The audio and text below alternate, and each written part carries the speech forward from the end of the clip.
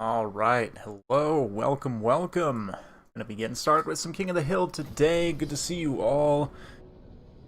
We got Dead Adventurer here, Mango K, Golgol, Marcus Tanbeck. Good to see you guys. Talking about Nakai. Oh yeah, Medieval 2 music, super fantastic. Like these guys are ready to go, so we're gonna be starting with Hadras versus Gobble here. Dark Elves versus Wood Elves. So elves killing elves. Time for a good time, for sure. Favorite, why is Nakai here moment? You're playing Karak Kadrin. Nakai just comes flying up, beats Grimgor, and then just goes back. That's... that's fun. That's interesting. I feel like he gets killed very often in my campaigns. That might just be me, but... Interesting, Dactor. Yeah, I don't know. I'm pretty sure Nakai can bench an entire Red Saurian, probably. I mean, I don't know. You look at his quads, he does have pretty massive quads. But swinging that lollipop around's got to be very heavy. It's probably got just absolutely yoked arms. I don't know. He could probably squat Saurian and bench a Carno, maybe? Not sure. Anyway. Today, for King of the Hill, we've got Treekin here. And, yeah, just kind of taking a look. Treekin, Dryads. Got a Waystalker, Ancient Tree Man, another Waystalker. Interesting. Going with a bit of a tree-themed build. This is Bloodpine Woods, which does have quite a bit of forest on it, but we've also got some Glade Riders with Hagbane tips here. A couple of Glade Gourds also. And yeah, we've got for the Dark Elves, looks like definitely a skirmish-oriented build with some Scourge Runner Chariots, a couple Reaper Bolt Throwers, the Beast Manticore, very good stuff. For those of you guys who don't know, the Supreme Sorceress on the Manticore actually has Murderous Prowess, which makes it quite a bit stronger than a lot of other monsters in the game. Extra melee attack and charge bonus. The leadership, of course, very good as well. Just in general, fantastic buff for her. A couple Cold One Knights, or yeah, just one actually, plus the Slaneshius Harvesters there. Vanguard of some Harpies.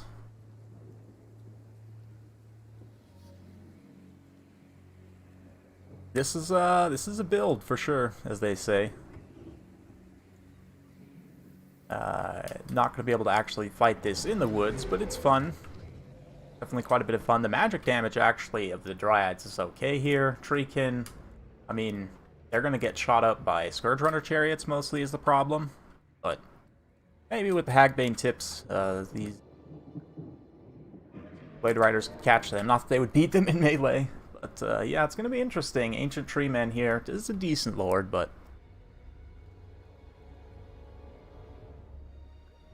Mundi allies for the elves for their wine. Yeah, you gotta get the wine, those elven trinkets. Other resources from Ulthuan.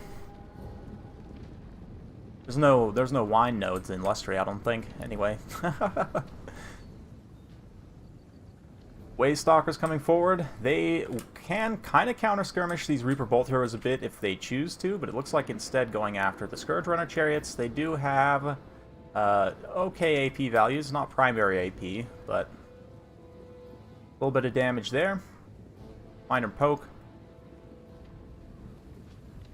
And you notice how Gobble Slayer's kind of got the Treekin deployed on top of the Dryads here. That way they can help block mass charges, potentially, like the Scourge Runner Chariots can't just come in and start, you know, hitting everything, but right now, Scourge Runner's just firing at Treekin, which is not the worst thing. Treekin, they don't have a lot of offensive power, but getting rid of their mass is going to be decent. Definitely very necessary for the Scourge Runners to then come in with their anti-infantry and clean everything up in the late game. Gobble Slayer responding pretty well here, though, between the Hagbane tips and the Waystalker. This one, Scourge Runner's actually taking quite a bit of damage. At poison damage, too, pretty huge. You can see they're down to 63 speed, so if he chose to do so, he could go catch them.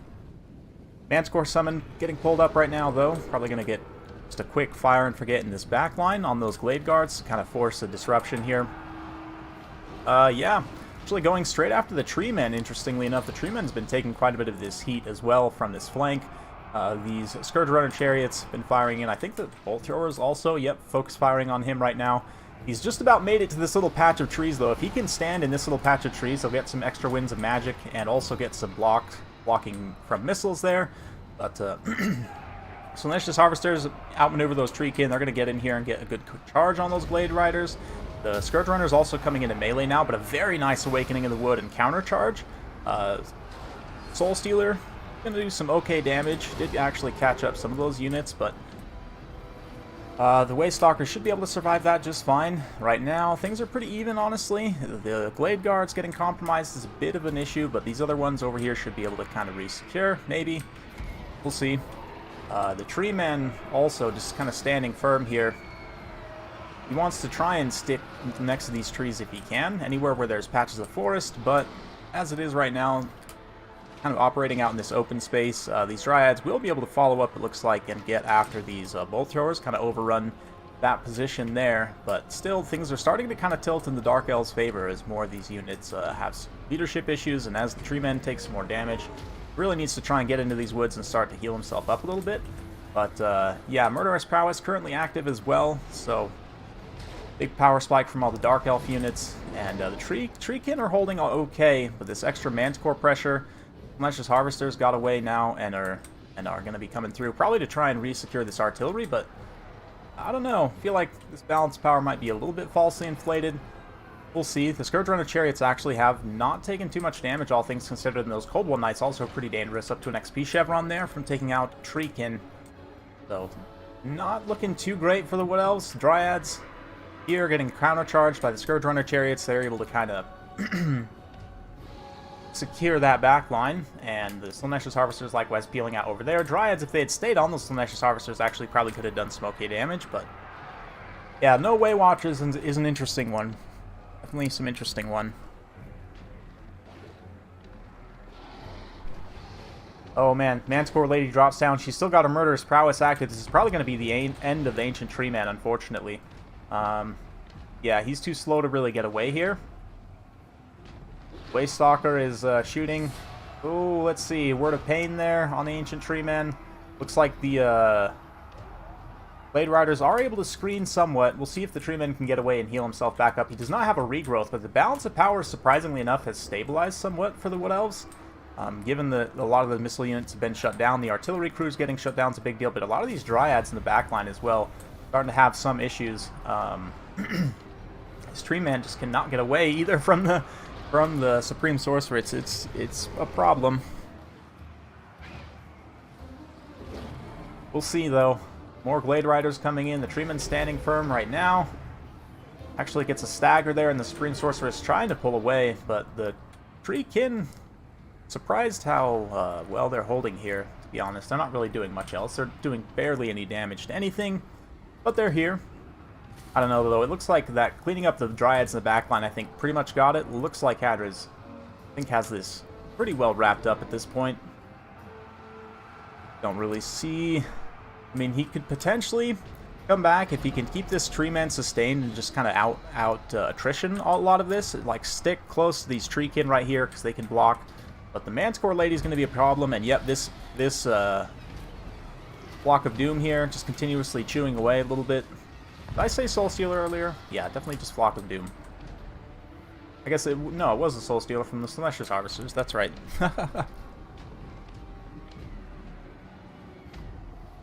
Yeah, it was a nice try. I honestly don't hate that army composition too much. I probably would have swapped in like one group of Way Watchers maybe instead of the Glade Guard, but it's a good attempt for sure. The Ancient Tree Man also just like sticking close to these woods and trying to like position very explicitly to block the shots from the bolt throwers. They ended up being a pretty big factor here. They even still are continuing to be a factor. They're probably going to force army losses by finishing off this Ancient Tree Man, or at the very least finishing off his leadership. The more damage he takes, the more it's going to tick down closer to army losses. Yep, and there he goes, and yep, goes army losses. Over under 30 minutes on a Treekin killing another Treekin. Nobody wants to watch that. Nobody wants to watch that. A good attempt by Gobble Slayer. Honestly, if Treekin didn't suck so bad, this build would actually be pretty decent, but because they are just absolutely terrible, probably one of the worst units in the game, you know, their only role is really to be a mobile terrain piece that can block enemy movements. And they did that okay here, but still just got killed without doing any offensive damage. And if they had been able to do any sort of offensive damage, then I think maybe Gobble Slayer has a pretty good chance of winning that, but still, fun one. Mirror match tier list when? What?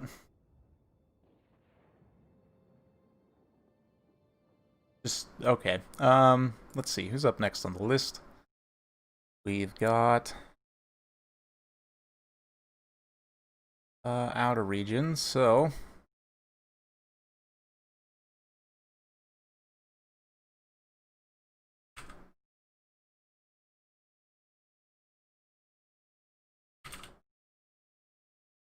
yeah, fun one. That was, the trees are an interesting play. On that map, I definitely understand, but given that Dark Elves have artillery, bolt throwers are pretty good in this matchup. For Dark Elves, gives you a kind of a clear advantage. It's the one thing you have that Wood Elves don't have. I'm not going to say clear advantage. I mean, I think it's a very even matchup, if not slightly Wood Elves favored. But the bolt throwers give you a sort of a thing that the Wood Elves don't have, right? Like, they don't really have artillery, whereas you do, and that artillery also can be very good against certain targets, given that they have low HP. So...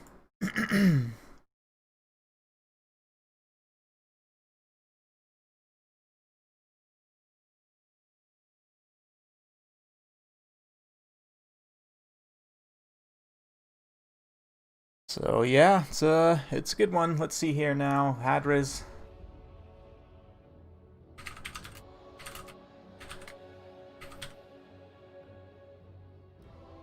The rules are on Discord, by the way. Just send another ping in here as well, just to remind everyone.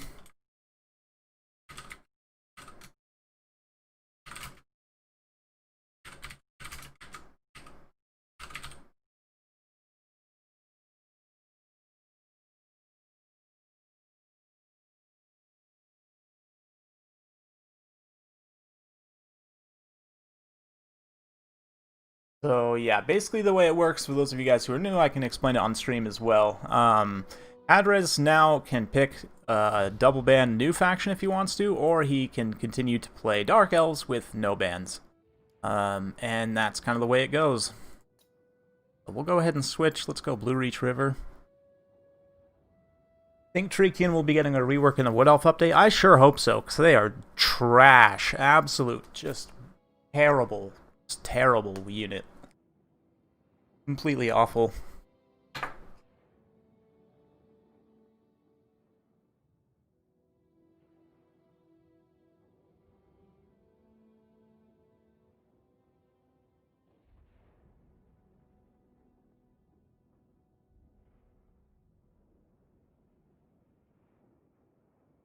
Oh, favorite school of magic. That's hard for me.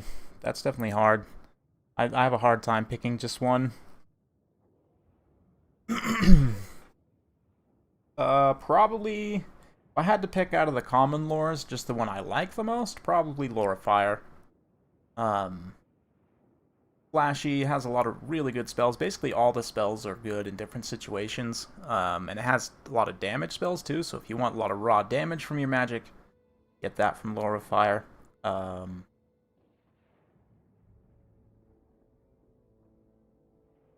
So yeah, that would probably be it.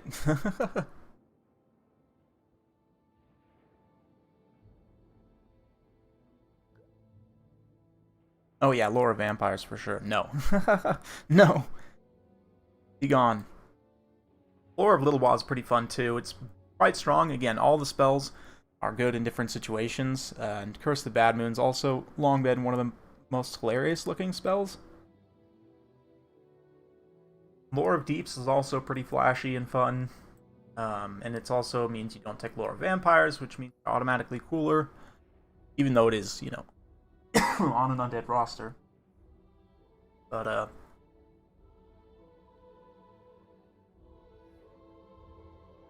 I like all the lores, to be honest. Lore of Metal is also up there for me. Searing Doom is a super cool spell. And yeah, Plague of Rust and all that.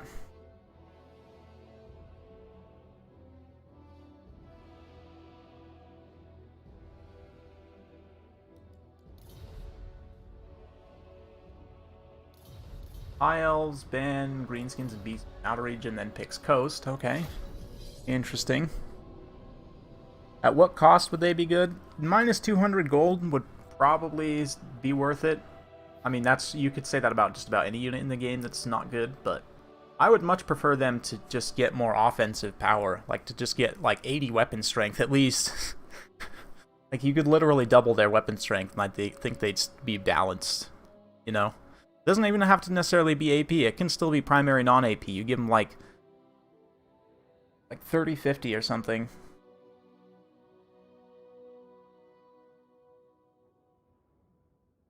Then they would actually be decent. Lore of Stealth. I like Lore of Stealth. It's a fun one. A little bit overlooked, which seems appropriate.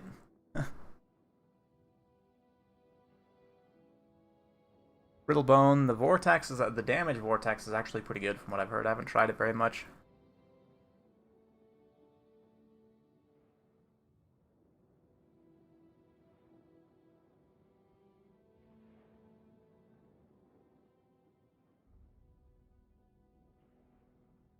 Yeah, Wood Elves are in an interesting place because none of their melee units are very good.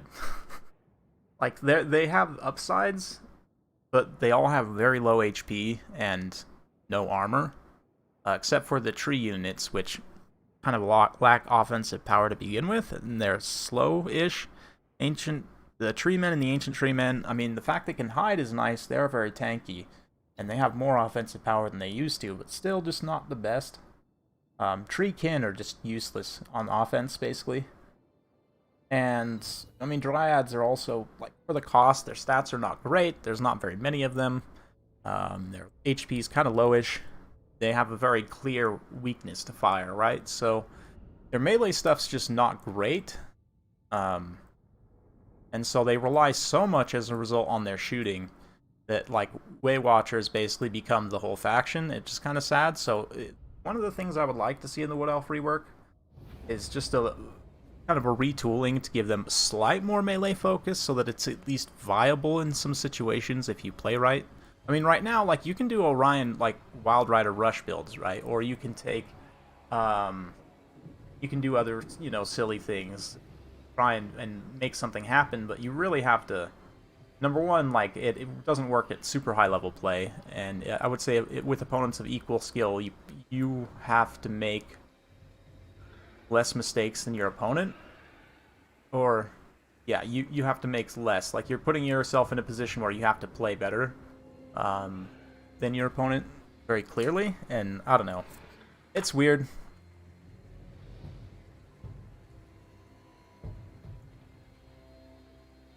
Yeah, they've confirmed at this point that it is going to be a game 2 faction versus Wood Elves, so we'll see, but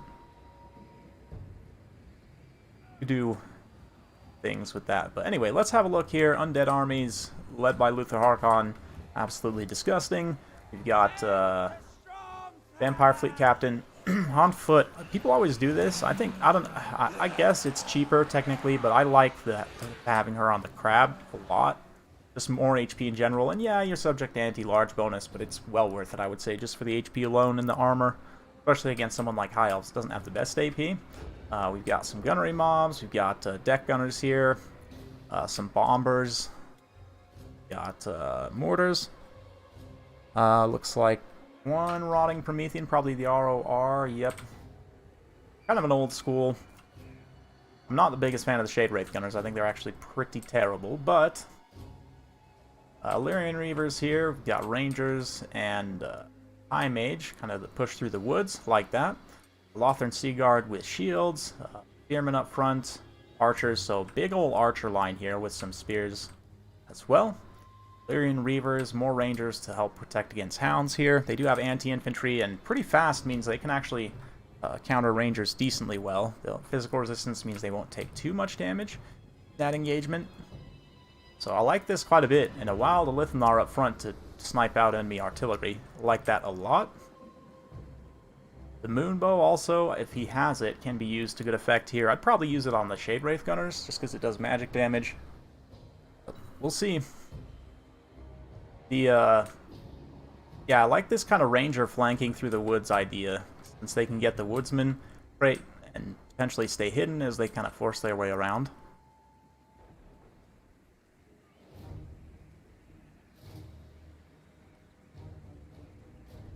Let's see how they do here. There goes the Moonbow. Looks like, oh yeah, makes really nice contact on the Shade Wraith Gunners there. Kills a few models. See, the vampires could respond with a quick invocation of Nehek, but keep in mind the captain doesn't have too much Winds of Magic. Looks like no Power Stone or anything there, so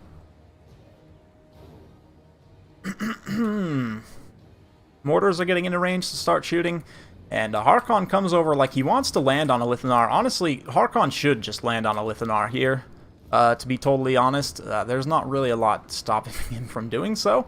In terms of like high mass or high DPS units, I guess.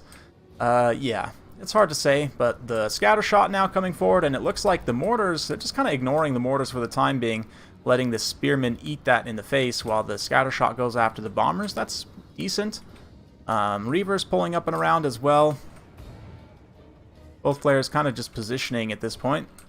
Lithnar's shooting Harkon, who does have some missile resistance, and Lithanar does not do magic damage, so it's tough to say with the healing. You definitely want to try and get Harkon up to his healing cap as quick as you can, because you probably are going to have to heal cap him, but I don't know, maybe shooting the artillery pieces or the Shade Wraith Gunners. I do think these mortars do pose a pretty decent threat to this High Elf army, considering it's mostly like infantry archer focused.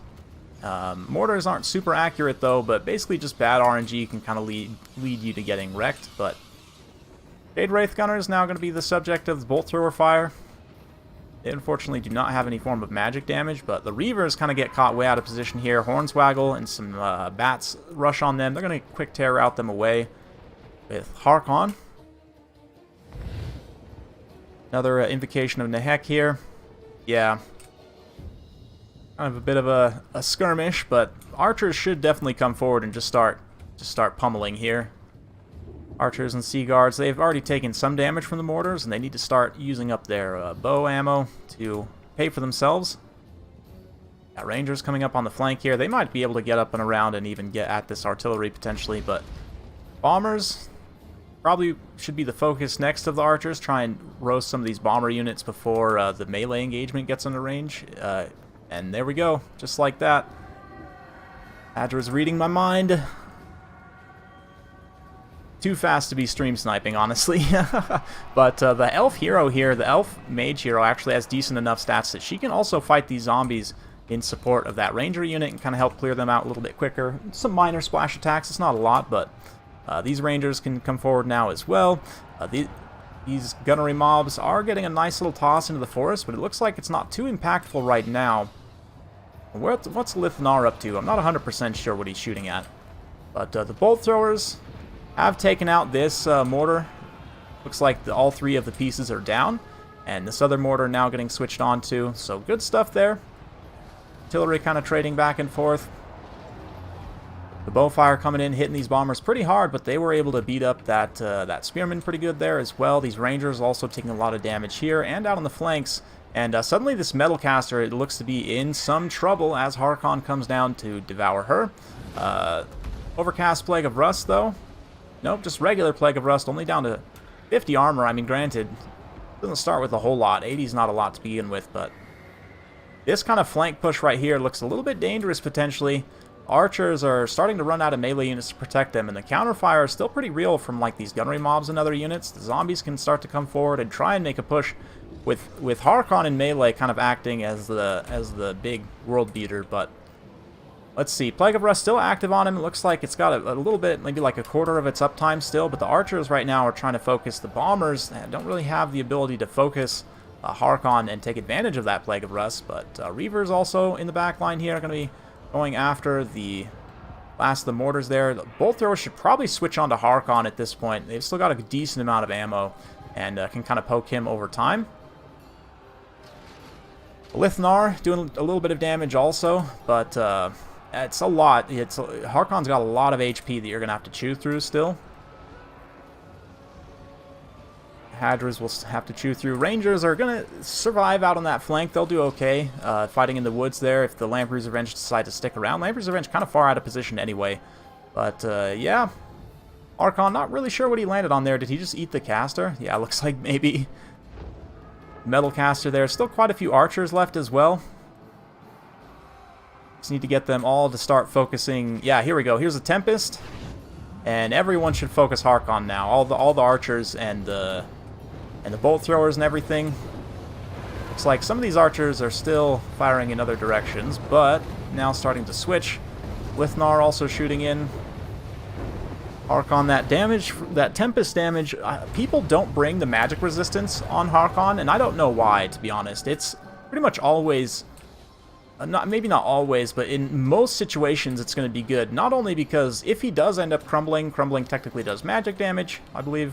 I want to say, I could be wrong on that, but I'm like 99% sure because all direct damage abilities technically do. But the magic also of Tempest, potentially in this matchup, especially if your opponent it's a very likely pick given how strong Harkon is in the meta right now, and he realizes, I don't want to be Tempested again, I'm going to drop that High Mage right there. High Mage gets terrified, but Harkon can't really hang around due to this volume of fire. He can't stay put.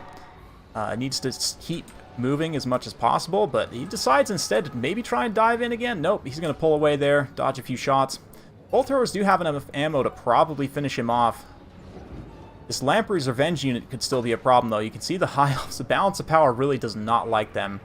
And Harkon, regardless of how low you can get him, can always regenerate back more.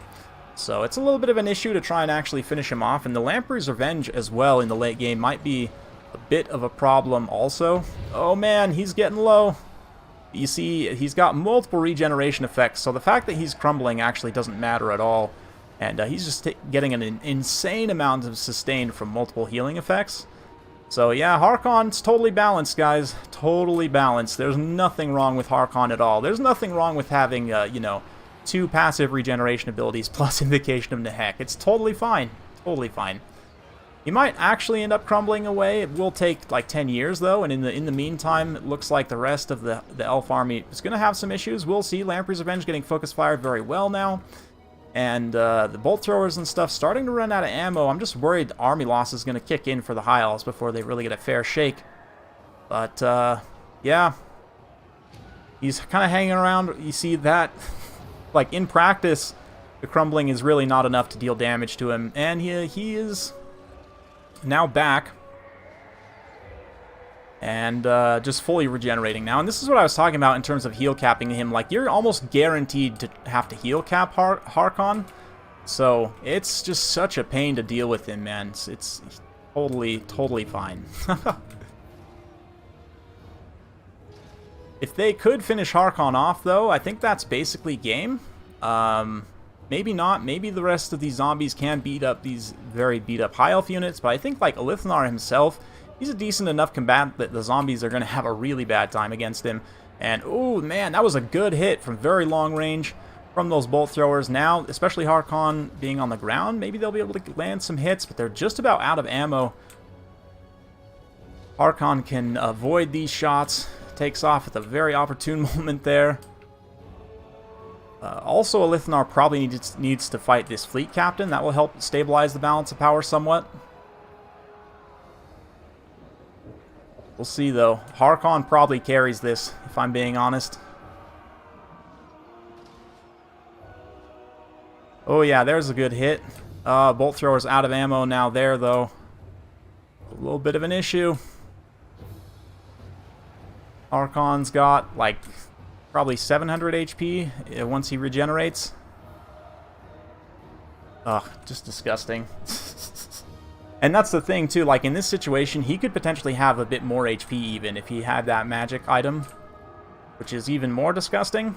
I mean, granted, you do pay for it, but I think it's worth it given how much you're paying for him already. We'll see. Our elves are going to use up the last of their ammunition, trying to fight back and finish off the zombies here. I almost wonder if you don't just save all of that ammo for Harkon, but I mean, I guess they really don't have much. What, like 4 volleys here, 3 volleys there. The bolt thrower crew. Martial prowess means they're not actually the worst artillery crew in the world. They're going to run in here and fight these zombies also. Yeah, I think Harkon just kills everything at this point.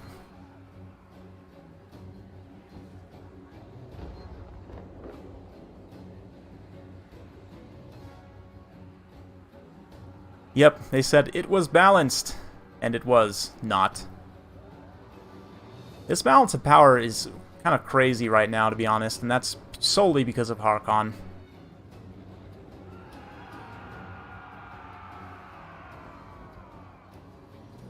If he has another Pocket Tempest, that could do it, though. In Hadras, we've seen he's used quite a bit of magic, but he hasn't used all of his magic yet, so a Pocket Tempest could do this. Let's see what he's got. Let's see what he's got. Harkon might try and go after the mage here.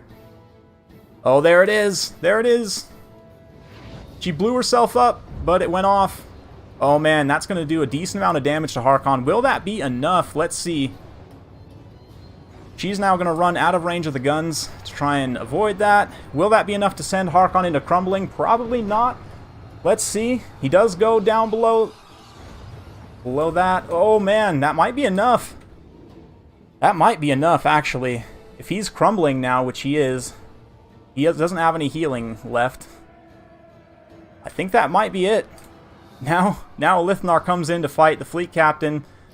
Harkon is gone. Ding dong. Oh my, he stabilizes with 6 HP. Get out of here. Stop. Just stop. There he goes. Okay, finally. Ooh, I was about to throw my computer out the window, guys.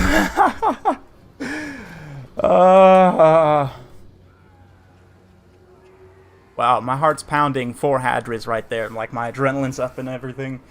Whew. Man, undead.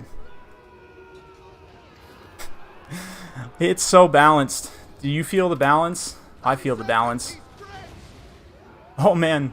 And this fleet captain, the thing is, he might actually win. Then Lithnar kind of needs to cycle charge here a little bit if he really wants to play his cards right. Because she will crumble eventually, but, you know, they all might run away first before she crumbles. Because this is how balanced undead are, you know. Have courage. Are there... Oh, there's still bats here? I was like, what is left? Oh, there's bats. Okay. Yeah, these bats can definitely win, though. Tickling. Yeah, tickling damage. I can agree with that. Dead Adventure. I think that's something we can all agree to. Tickling damage. All hope is lost. Order must be maintained. Oh yeah, balance of power is pretty hilarious. Man, are these bats gonna win right now? If it weren't for Lithnar, these bats might actually win. Like, they're routing all these archers. But Lithnar's too strong. And see, even now, like, any other faction, when your last unit routs, it actually will, you know, trigger army losses, right? But not so with undead. Your last unit can be crumbling, and it will not trigger army losses. I'm gonna actually save this one and, like, send it to CA as a good example of why I hate crumbling.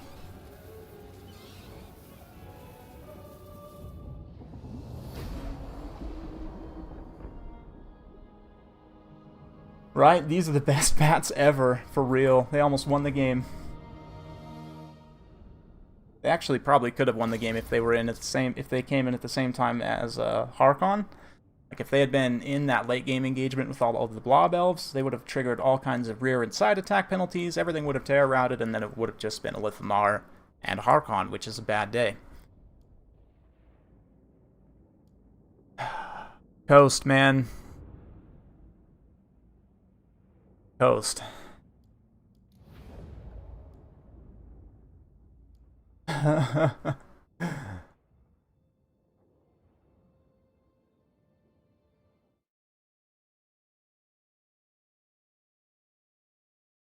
Coast is totally fine in every way. Okay, let's get the next one in here. Looks like, if I have a look, it is Deadly Bunnies. Okay.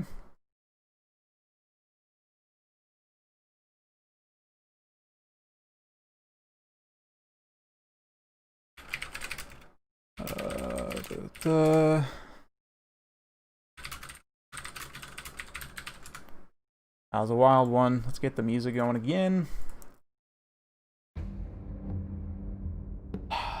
Yeah. It's fine. You know, Coast is great. They are totally balanced. Not still a tier 1 faction after all of the nerfs, still. They're not S tier, even after all of the nerfs. One of the best factions in the game.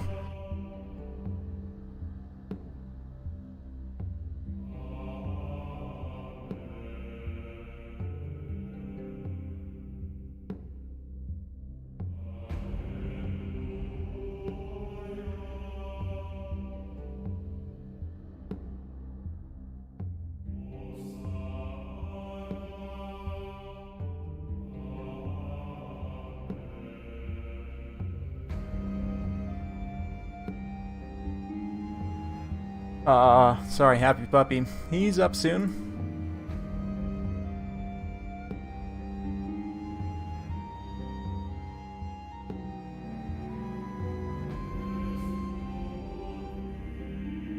Oh yeah, minus 50 would definitely make Coast way more balanced. Minus 50 on gun bats. Maybe give him like plus 5 AP damage. No, just kidding. Please, no. No. Just no.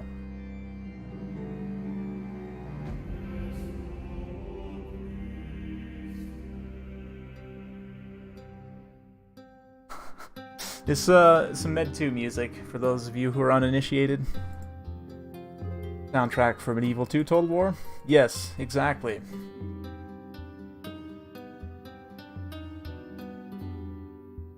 Yeah. Yeah, well, he banned the two of the really good factions. I'm gonna be honest. Yeah.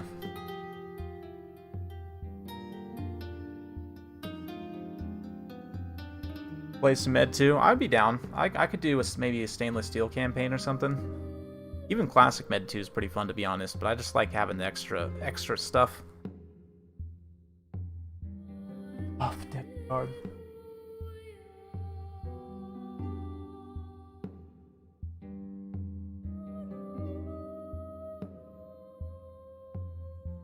Yes, there are indeed. Oh, I need to change the map. Here we go.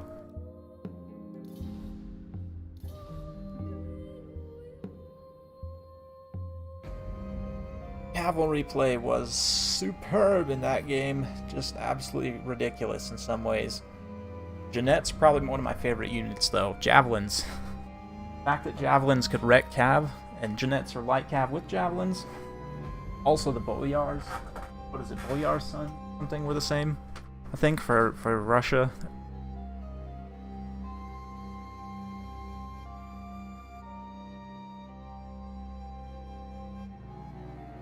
Polish dudes that like ride horses and have crossbows, also very good.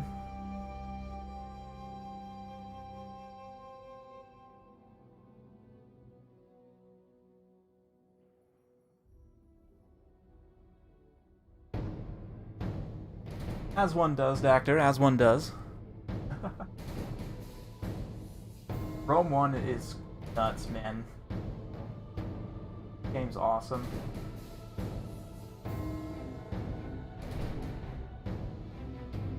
Yeah. That game, man, Pikes, that's like the one Total War game that Pikes are very strong in. They just wreck everything.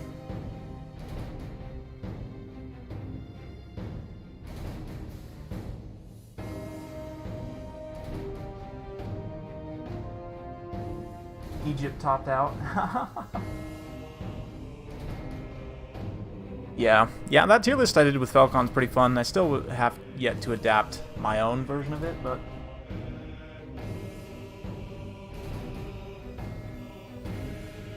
I think it's close, to be honest.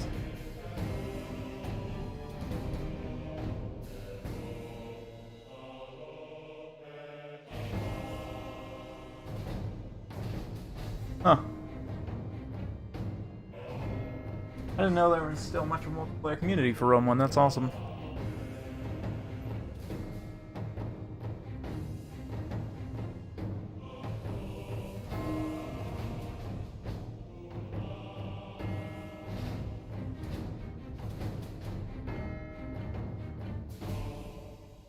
Might be fun to cast some of the older Total War games if I ever do a like a historical tournament. I think actually Rome 2 is in a decent spot right now from what I've heard. Correct me if I'm wrong, but I haven't played the multiplayer for that game hardly at all.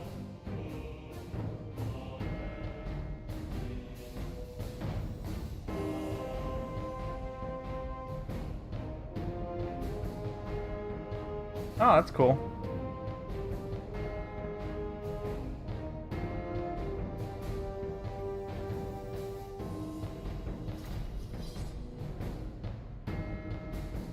That's pretty cool. I'm a fan of those older games. I mean, I never really played multiplayer up until Warhammer, but was just a single player dude. I mean, I played a little bit in Shogun 2 and in Rome 2, but mostly it was just yeah. The single player.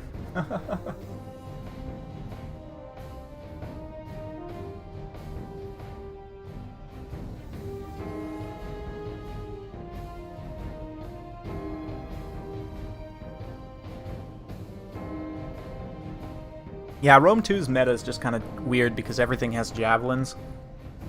Like units with javelins are just so good.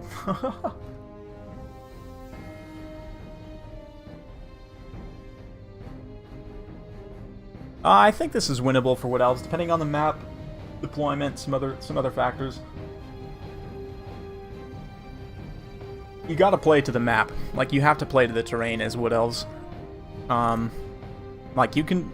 Or you just both degenerate cheese, but, like, with this map especially, you can do some things utilizing the forest cover, and, like, the hills and stuff to try and get in without getting completely wrecked.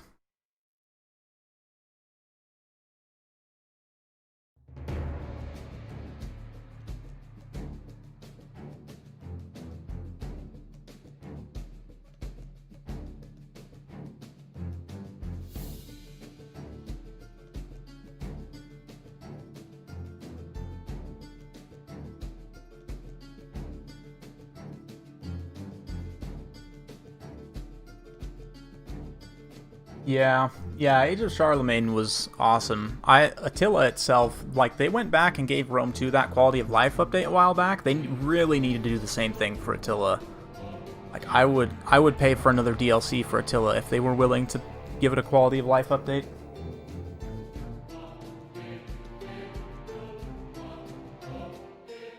I would absolutely straight up pay for another DLC.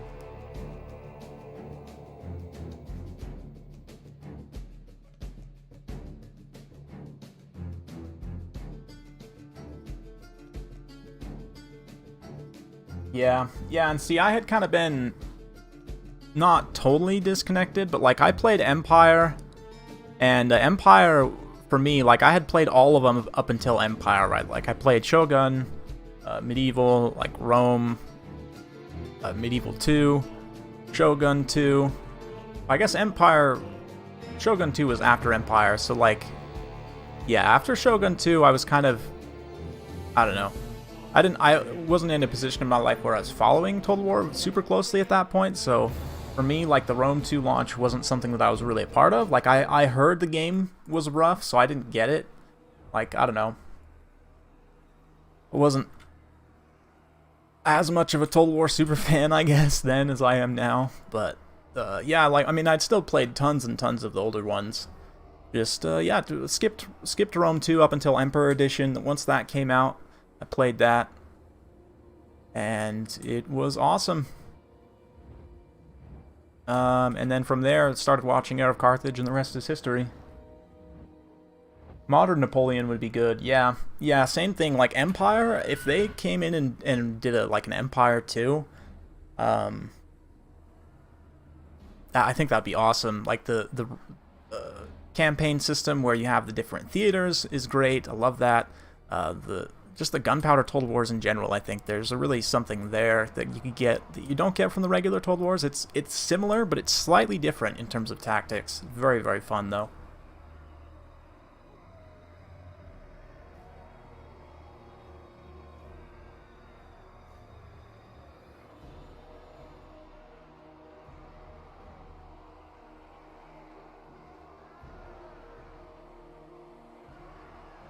Yep, pretty much. Exactly, Desert Fox. Exactly. Just, you know, as much heavy cav as you can bring. The camels were kind of ridiculous. They have so much mass that they do like more damage than shock cavalry.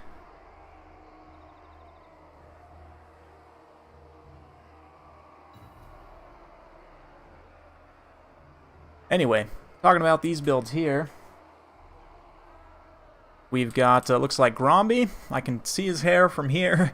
Don't even need to mouse over him. I've got a Runesmith. What is that? Rangers, couple Bolt Throwers, Dragonback Slayers, Miners with Blasting Charges, and Ironbreakers. Ironbreakers very solid in this matchup. Dwarf Warriors in the center. And what is that? Nor Gremlings up front? Nope, just more Dwarf Warriors. For Hadras, he's gone with the full bows. Tons of Deepwood Scouts. That's interesting. And Way Watchers, we've got a couple of Eternal Guards with shields, and a Blade Lord, Lady. She does have the ranged abilities, an Eagle. So very interesting. Going to be trying to outshoot the Dwarfs, and considering they brought 3 Bolt Throwers, which are relatively low range, the Dwarfs are going to have to move up a little bit to get in range here. The other Wood Elf units are kind of advancing, but, I mean... Bolt Throwers, 340 range compared to Way Watchers, 190. So, I mean, in comparison to something like a cannon, Way Watchers can get a lot closer.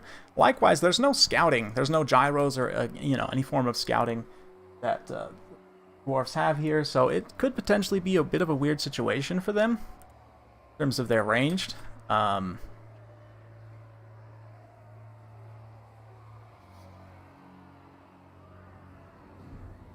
Yeah, right now, Hadra is just approaching very patiently.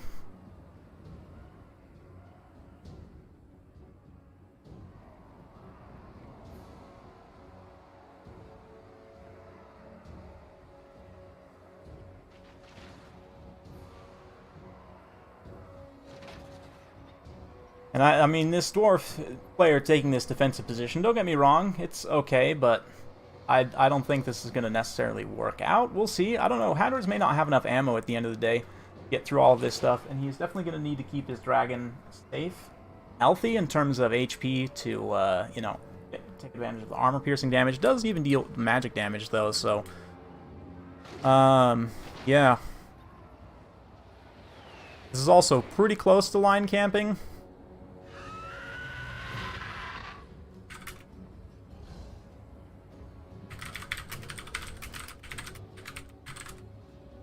That's like you're cutting it in terms of the rules right there. So, I mean, I'm just letting them play it out for now, but for future reference, this is too close. This is, but it's not gonna matter too much. Like I said, as soon as the Way Watchers come into range and start chewing on these high-value targets, they can fire, and then if they stop firing, they'll go into stock, right? And you can see how the Bolt Throwers are kind of ground targeting right here. Way Watchers can avoid those shots and then get another volley right there. Are they shooting the Rangers? I'd probably shoot the Bolt Thrower through, honestly. Just get rid of that artillery, and then you can really pick these dwarfs apart at range.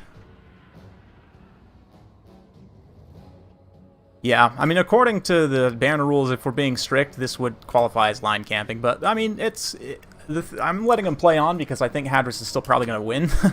So it doesn't really matter, but nice arrows of Kurnos on the side there. Those Norgremlings Ironbreakers are basically done. That's a very high value unit. taken off the field. And I guess he's just kind of ignoring the bolt throwers for now. Not that they're going to do a ton. They can pay for themselves shooting at large targets, but just with only infantry to shoot at, it's going to be a little bit tougher. But the High Elves have a lot more density of fire right here. Just so much more density of fire. And the fact that, I mean, you can kind of use it in tandem, right? Deepwood Scouts will be great against the Rangers, especially with their lower armor. And Dragonback Slayers, you can see now the Way Watchers do actually switch very quickly, finish off that bolt thrower. So, yeah, I mean, technically it is line camping, but it's not working. Line camping usually doesn't work. Yeah.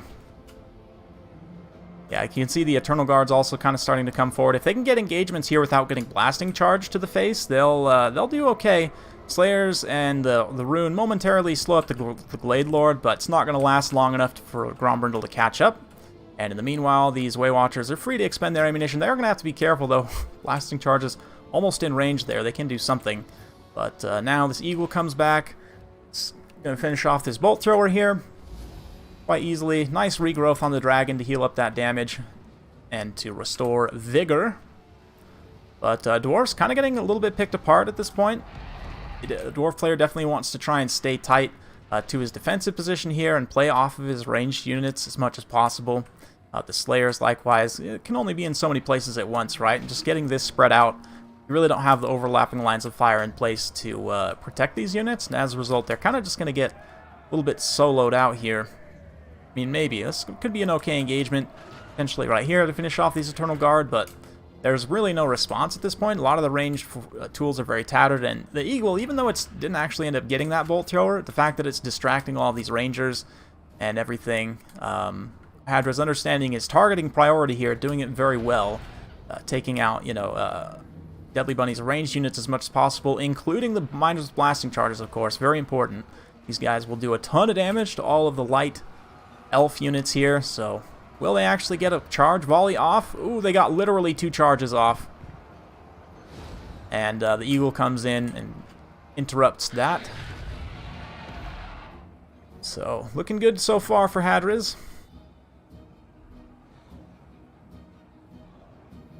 Norgrimling's Ironbreakers.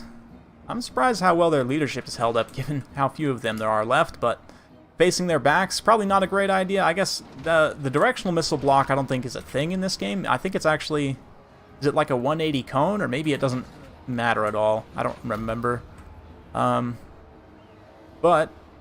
another Prey of Anathrema here on these Rangers. They're probably going to get focused, I would imagine, or a nice side-shotting breath attack. Yep, beautiful. Oh man, just wrecks those Rangers. Literally 40 of them just die instantly. Absolutely brutal.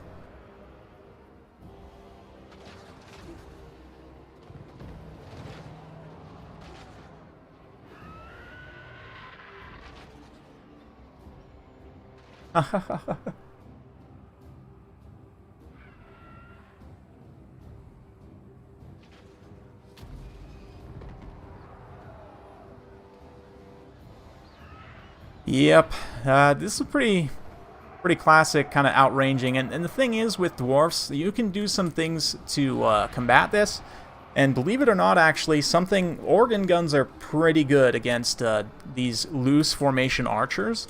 You can only bring so many though, and against this much of a volume, you'd still have maybe a tough time, but just bringing organ guns. I also really like Bugman's Rangers to help defend against a build like this, because they have missile block and regeneration. If you have them plus like even more Rangers, right, or other ranged units, like they can kind of act as a final backline that's very tanky and tough to kill in certain cases. I mean, they just trade very well at range, I would say.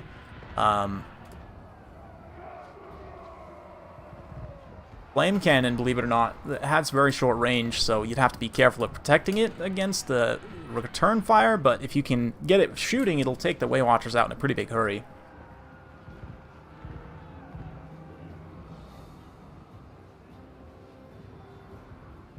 Longbeards at 650 were nuts. Even at 700, they're still one of the best infantry units in the game.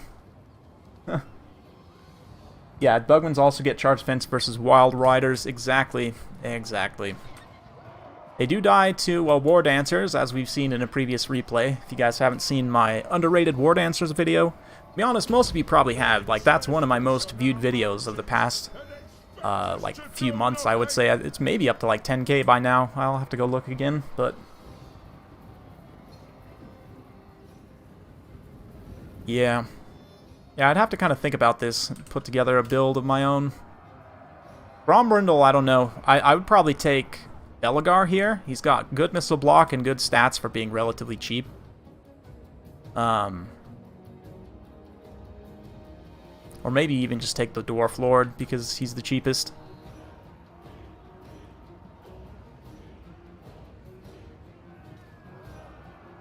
Balance power is still even, yeah, as the Wood Elves are starting to kind of run out of ammo here. And Grombrindle's still a pretty strong combatant. Like, the dragon is going to have to kind of cycle charge him a little bit, which he can. But these Deepwood Scouts and the Waywatcher starting to run out of ammo is what's affecting this balance of power so much. It seems a bit false, but... yeah, those bolt throwers actually used up all of their ammunition and didn't even get a chevron. I mean, granted, they're pretty cheap. They probably did actually pay for themselves, but it's interesting to note. It's interesting to note. Bolt throwers are cheap. It doesn't take a lot for them to pay for themselves, but against a build like this where they don't have a lot of really great targets, maybe if they had been so focused solely on the Glade Lord the whole time, that would have been better. But, oh no, they're just unmounted from their artillery piece. They're not actually out of ammo. Oh no, they are out of ammo, yeah, no. And a quick terror out from the dragon there.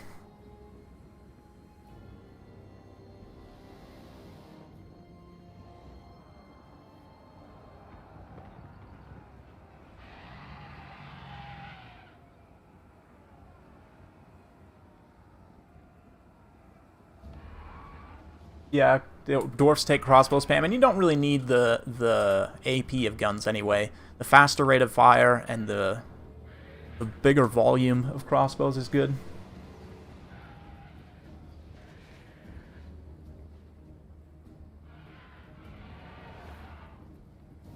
Okay, one rank is around 800 cost value. Okay, so they probably did pay for themselves then.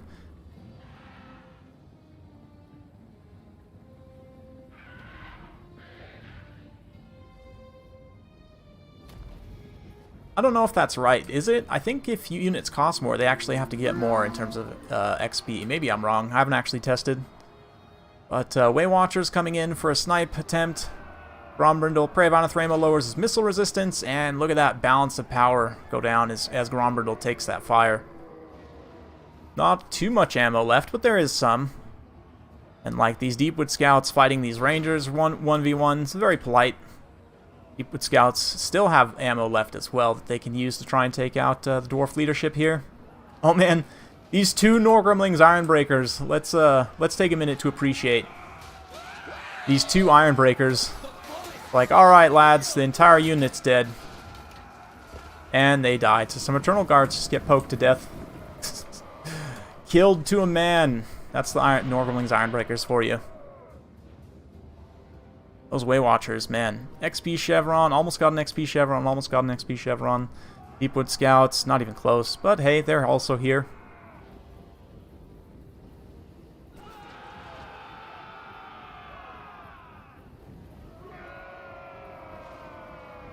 Yeah, the Slayers. These Dragonback Slayers back here, I totally forgot about them.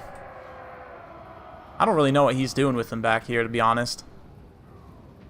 Definitely should be up and fighting. Ooh, nice arrows of Kurnos through the little side blob there. But it's going to come down to Dragon cycle charging while the rest of this stuff fights in melee. These Deepwood Scouts, I guess they're trying to get at the Dragonback Slayers to start shooting. Bonus versus Elf.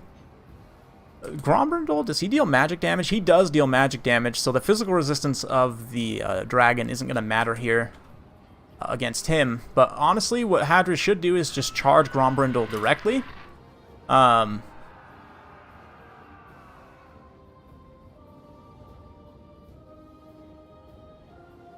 Yeah, Dwarf's technically breaking the attacking rule here, but they're kind of screwed anyway. Yep, just like that.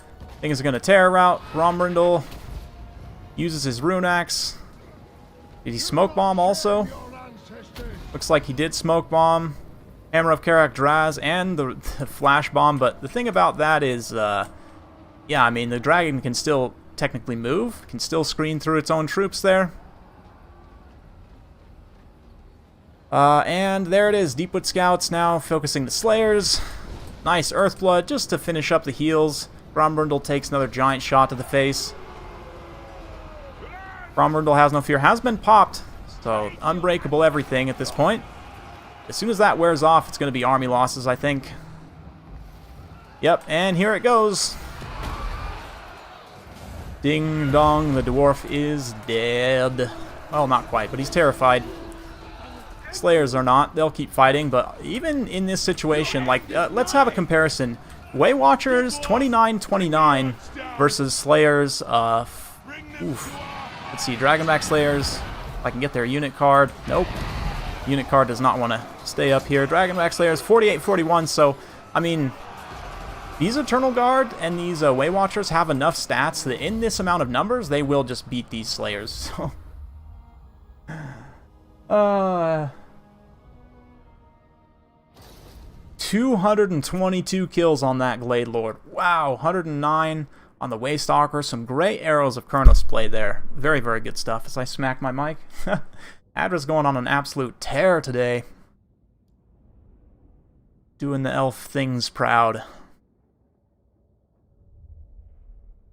He's played all three of the elves to success so far. Good stuff, man. Against some tough opponents. Next up is Jay Phoenix.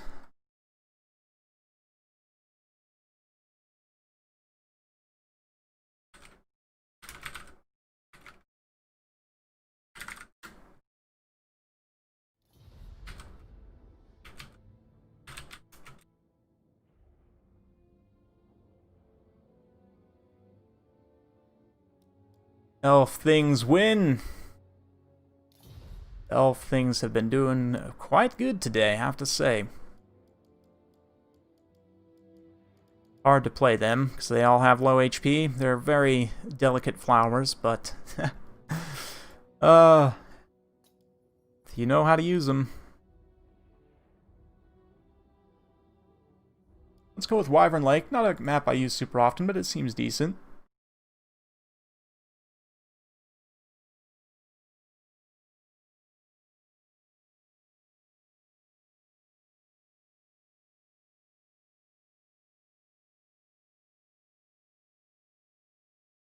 Yeah. Yeah, if you get extra HP, it's true. It'll give you more ranks.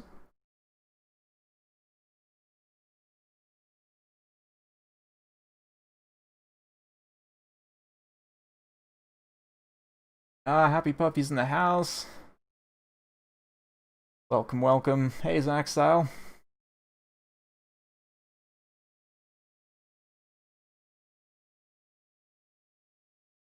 Oh, yeah.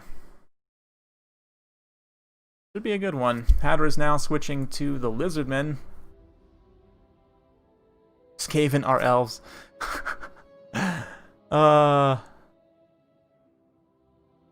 Looks like we're gonna have, yeah, Lizardmen versus Bretonnia, potentially. Interesting matchup. I've been saying this one a bit more recently. It does seem like it's more even for Bretonnia than it used to be.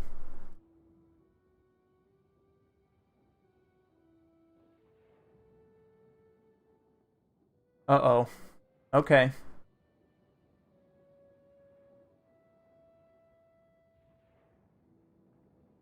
Yeah. How many players do we have left? Well, that's a good question. I've got 1, 2, 3, 4, 5. Depending on how quickly we get through them, we're like more than halfway done, to be honest. Yeah, not more than, less than halfway done, but pretty close to so far. And we've been going for what, hour 14? Depending on how much longer things go, I may end up dipping a bit into reserves, but we'll see. We shall see. Probably not, just because I do want to get a workout in tonight, and then still be able to stream later this evening. Like later. I'll be doing probably resuming my campaign stream, which will be in the morning Europe time. So yeah, actually, if I do some math,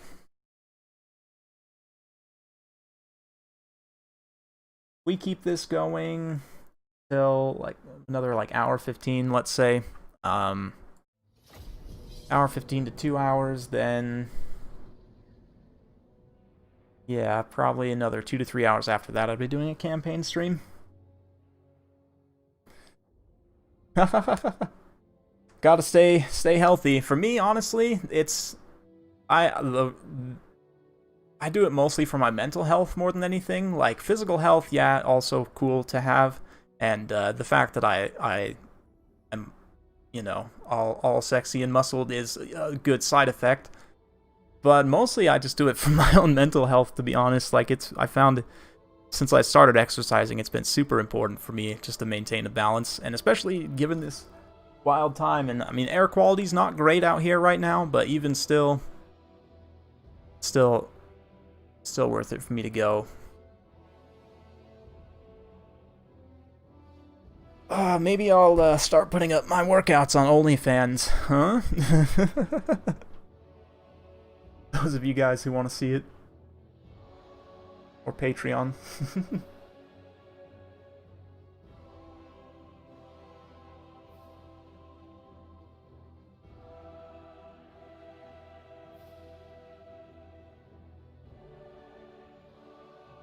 Typically, I'll run like 2 to 3 miles, and then depending on the day, sometimes I'll do like you know, lifts and stuff, like strength training. Sometimes I'll just do like only core exercises and bodyweight stuff.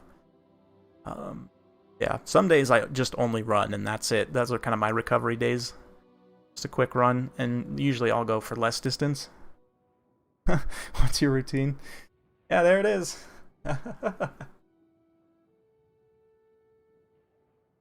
I'm not as thick as Sparty, but I like running. I used to actually hate running when I was like a kid and a teenager in gym class. Growing up, I hated running. I just absolutely hated it, but I actually really like it now. I do need to get some better running shoes, though. One of my knees is kind of giving me some problems. Not a big deal. Very minor. Yeah, jujitsu. Yeah, I actually have some really good close family friends. So like my dad's Brazilian, right? Like my dad's family's all Brazilian. They all live in Brazil.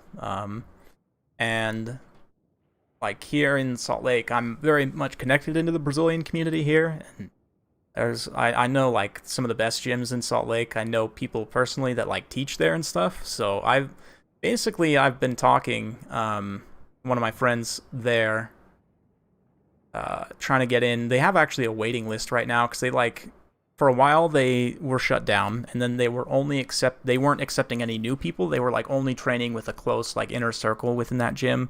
And I think just now they're starting to slowly bring in new people. So yeah, I think that's what I'm gonna go for eventually.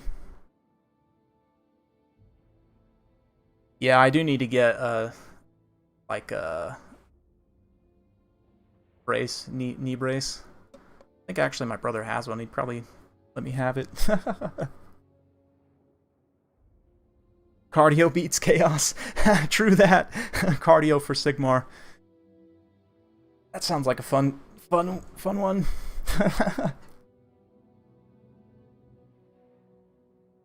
Content creator MMA tournament. Oh yeah, I could submit Turin easily by just breaking his wrists. Just get him in a wrist lock and he'd be done. Yeah, me and you. Let's go. Let's rumble. We'll have a tournament. I'll fight. I'll fight Turin in the first round. You can fight. I don't know. Lore Master of SOTEK maybe, and then as a final boss, we both have to tag team Italian Spartacus.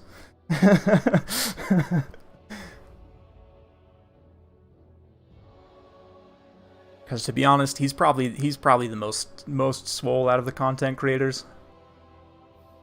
He could probably bench me. I'm gonna be honest.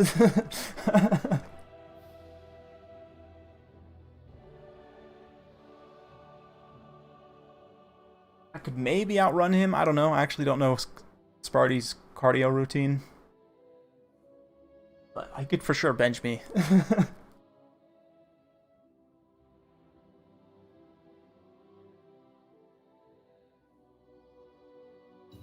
Yeah, Italian's thick. He is like an ox.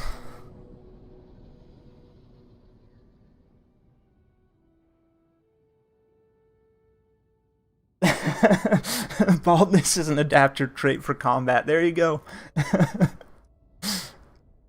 With one finger. Oh, yeah.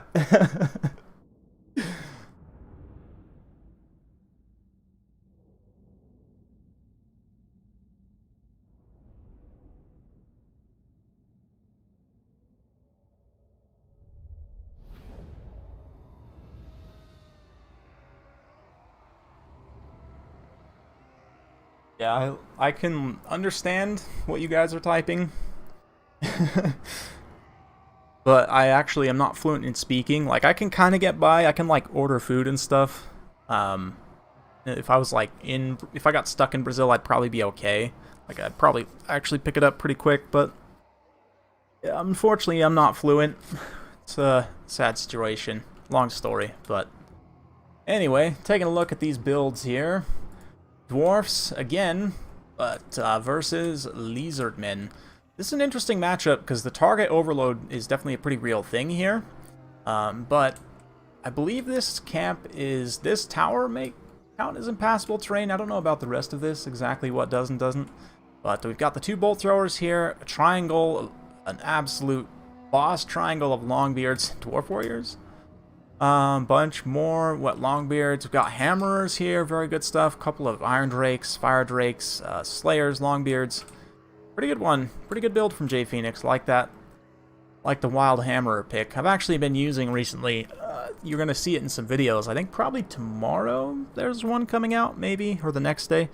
I've been using Hammerers plus Thorgrim quite a bit recently, and it's a decent combo. Peak Gateyard especially. But over on the Hadras side, Crocscore Ancient with a bunch of Crocscores. As to be expected, Red Crest, a staunch line of Saurus, some Pterodons. Actually, not as many Croxies as I would expect here. Not too much target overload in terms of AP targets. Saurus can grind pretty well, though, with Dwarven Infantry, given their high weapon damage. Have good enough AP values to hit hard enough, even against something like Longbeards. Sparty's secret is that he always skips leg day. No way, dude. I've seen videos. I've seen his Twitter and his Instagram videos of him deadlifting.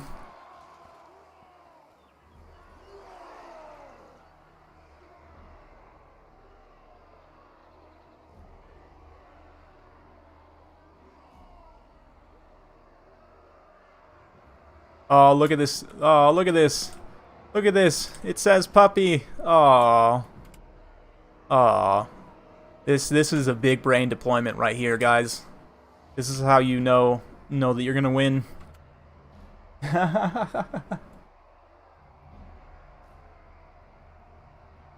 Oh. Adorable.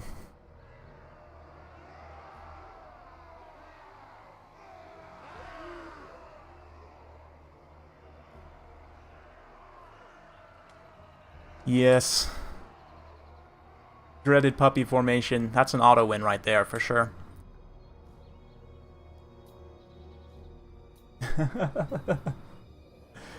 Even typed it in chat here, look.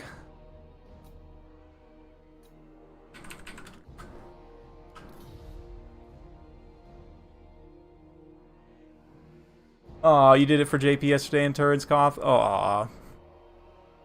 Big heart eyes in the chat.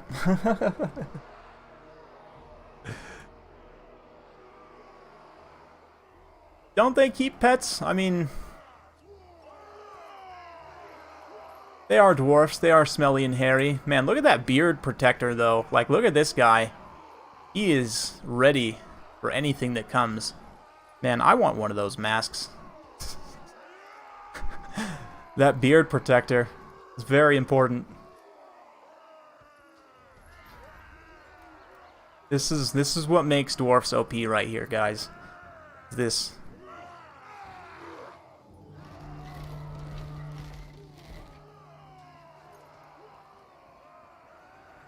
And it looks like they're off. With the message being sent, dominance has been established, and the Longbeards and Dwarf Warriors can now reposition into an actual formation. And yeah, they're going to tear down the Dark Elf tents, because that's an appropriate thing to do. You can see here they break that cage real quick, and yeah, they kind of form up, not breaking the rest of the camp, you know, showing some restraint here. Not completely demolishing everything. They are actually going to use the Dark Elf's camp against the Lizardmen, which is a triple IQ big brain play.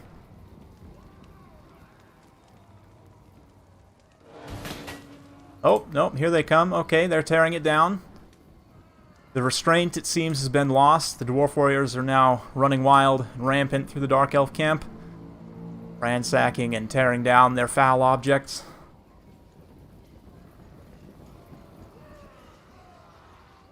Look at that. Just uncontrollable rage from these Dwarf Warriors. It's understandable, you know, given the history of these factions. Hadras, meanwhile, approaching very patiently, as the lizards tend to do.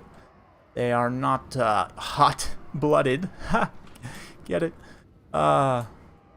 They'll stay cool.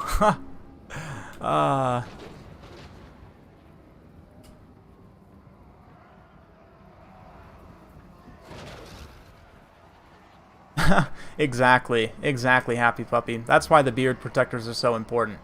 Curiously enough, the hammerers actually forego the beard protectors, just for full face forward helmets, which is, you know, there's something to be said for that. You can breathe a little easier, and, you know, you can look your enemy right in the eyes.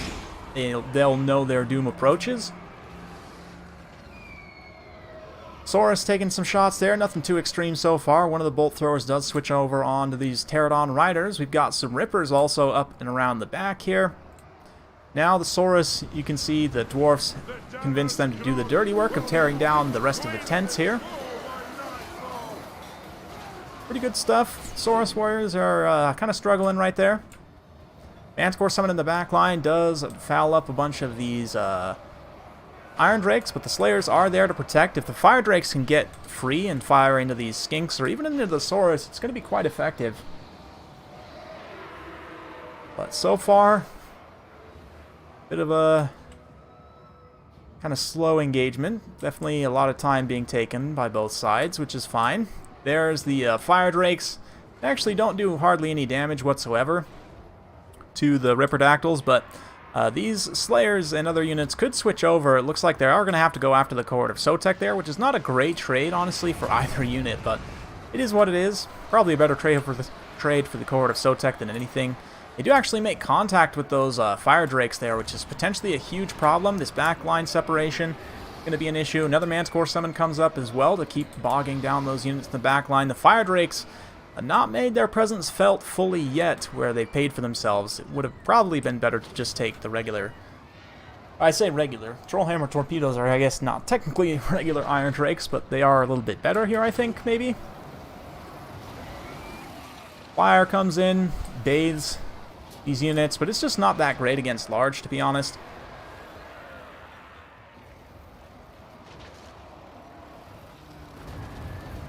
Yep, 801s barely win, and it's very RNG dependent as well. Like, they can lose pretty badly as well. But this cohort of SOTEK getting into the backline here is great. The Hammerers actually switch onto them with the high weapon damage of the Hammerers. They'll be able to punch pretty hard there, so that's okay. Flyers here get a really nice volley roasting out a bunch of stuff. Did they get good damage? It doesn't look like they've actually got good damage, though, if I look at their chevron progression there. Ooh, nice Amber Spear. Cuts through those Longbeards. Does a good amount of HP damage. Dwarfs are starting to fall behind a little bit on the balance of power. And again, I think the Trollhammer Torpedoes just would have been a little bit of a better pick here. They have so much more burst against large. Probably could have bursted down like these Pterodons and the Rippers and stuff already. But how about these Pterodons, like, not charging? Yep. Looks like J Phoenix throws in the towel there. So, good game. Yeah, Lizardmen doing very well, and cleaning up there. Fire Drakes, I like the idea of it, but I think the Trollhammers are just so essential in this matchup. Very, very much so. But it's a good one. 59 kills, 2 XP chevrons on those Ripperdactyls. They definitely got some work done. But as the next competitor gets in here, I'm going to put on some music, and I'll be right back.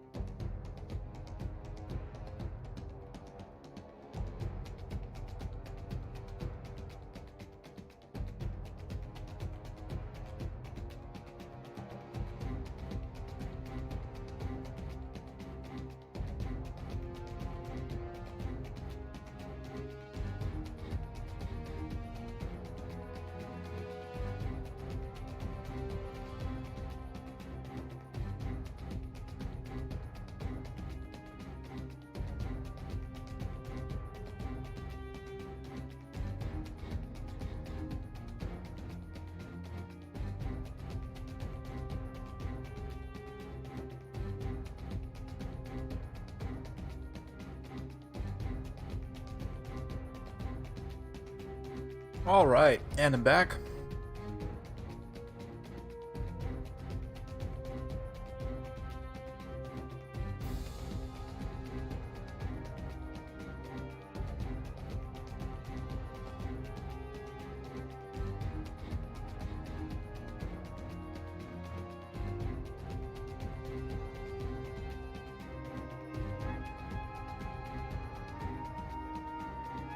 Yeah, it's an interesting one. The Iron Drakes, I feel, are just so essential there. So strong. The Trollhammers, I should say.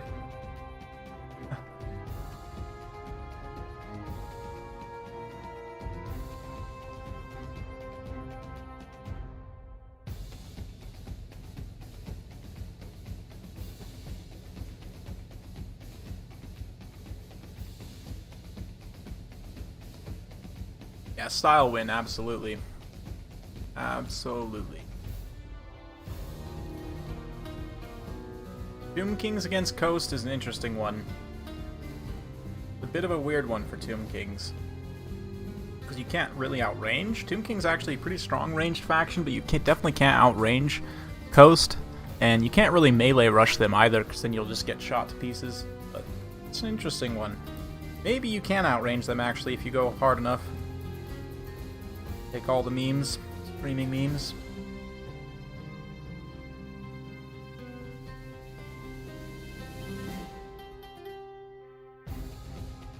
Screaming memes, 5 skeleton archers, some tomb guard, I don't know, etc.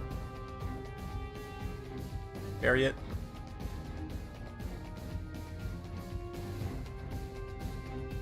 Yeah, interesting one in opposite world, exactly. Honestly, 2 undead, it'll be an experience, let's say. So let's get through it. Let's get do it and through it.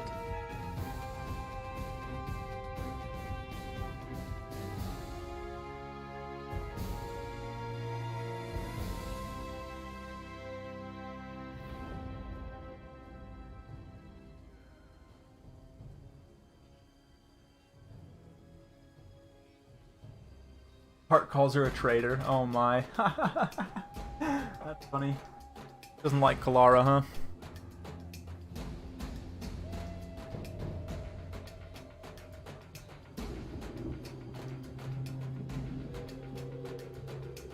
Yeah. No worries, man. No worries, it happens. Just so you know, in future. You just basically...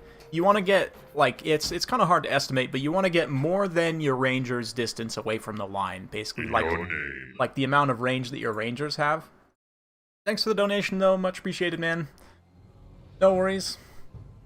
Yeah, I mean, like I said in the cast, like, I was pretty sure Hadras was going to win that anyway, but, yeah. It's no worries. So you know, it's a learning experience.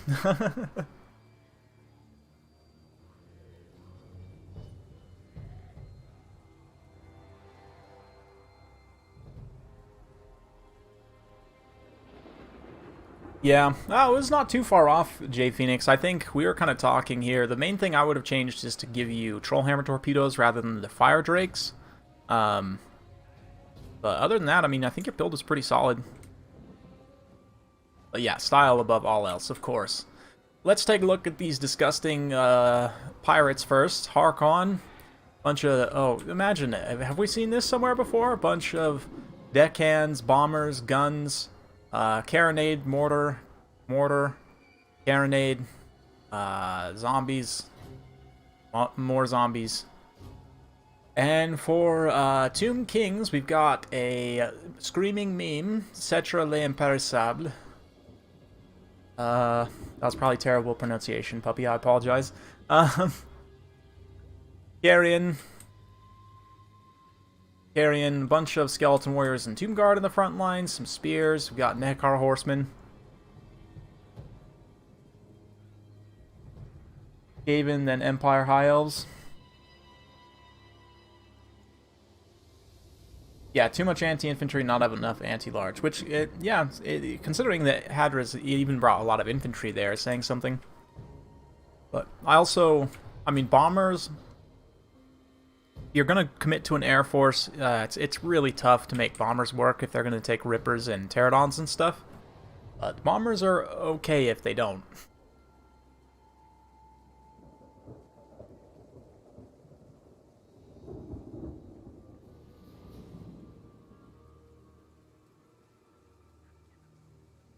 On a map like that, it's a little weird. You might have had some direct fire artillery issues, but... I think you probably could have gotten away with using Skaven there. Maybe, maybe not. It's tough to say.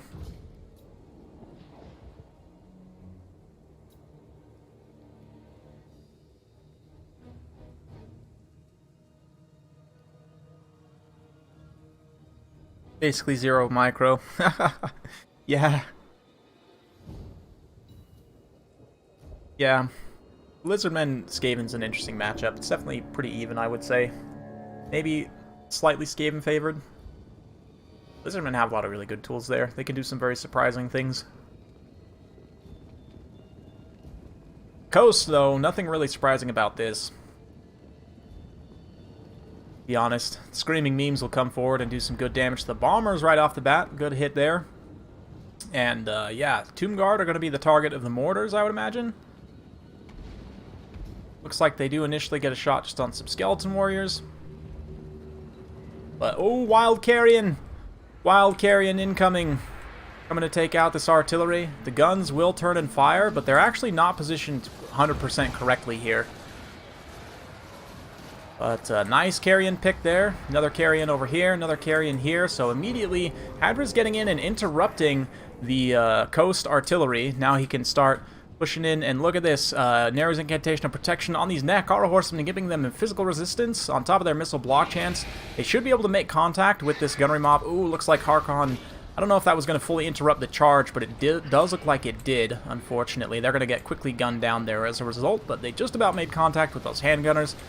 Carrion tying down all these artillery, pretty key at this point. Nakara Horsemen also come in and get a great engagement on those handguns. Really good stuff so far, and the Screaming Meme just pounding these bombers in the front line will be important. They're already set to crumbling. More than half their unit models gone, so that's good stuff right there. Ushabti Great Bows come in, start focusing on the... I'm not sure exactly what they're shooting at the moment. Probably Harkon's the one they want to prioritize most. Cetra also comes in. He does need to be careful. There's still a pretty good presence of handguns here. 3 handguns kind of overlapping that can all turn and fire on Cetra. So he does need to be careful about diving in right here. But he's going to do a quick attack. Maybe go directly for the handguns here. Yep. It's an attack on them. And so far, pretty even. The Carrion backline harass eventually will get beaten back, but not before they do a considerable amount of damage and actually shut down a few of those pieces there. Incantation of Protection for some physical resistance, but Cetra really, ooh, yeah, and forcing the friendly fire with the bombers there. That was a nice little play. He needs to get out of dodge, though. He's going to quickly pull away, try and get out of range of those handguns. Meanwhile, the Carronades making their presence felt against the Ushabti Great Bows. Ushabti Great Bows are returning fire. Yeah, going after Harkon is a priority target, which is definitely the right call. In the front line, I'm surprised actually these Tomb Guard aren't faring a little better here. I guess they did get bombed out quite a bit in all situations, but this one maybe not so much. But it's looking a little tough for Hadras at this point. The rush is getting home, but as the backline harass, as the Carrion starts to lose out here, Harkon coming back to help protect, and the mortar and this Carronade are going to get back online. Plus this handgun presence, man, just all these zombie handguns are really, really tough to deal with without chariots. Screaming Meme is coming in to deal with this one. More Incantation of Protection on Cetra, but it looks like actually the gun's being focused on the Ushabti at this point. Ushabti Great Bow is definitely a pretty good play there to try and get rid of their ranged power, but Harkon does need to be careful he doesn't get caught out by Cetra here. Cetra looks pretty angry at this point, and the mass of the Ushabti Great Bows means that he is going to get caught on the ground here without getting the charge off.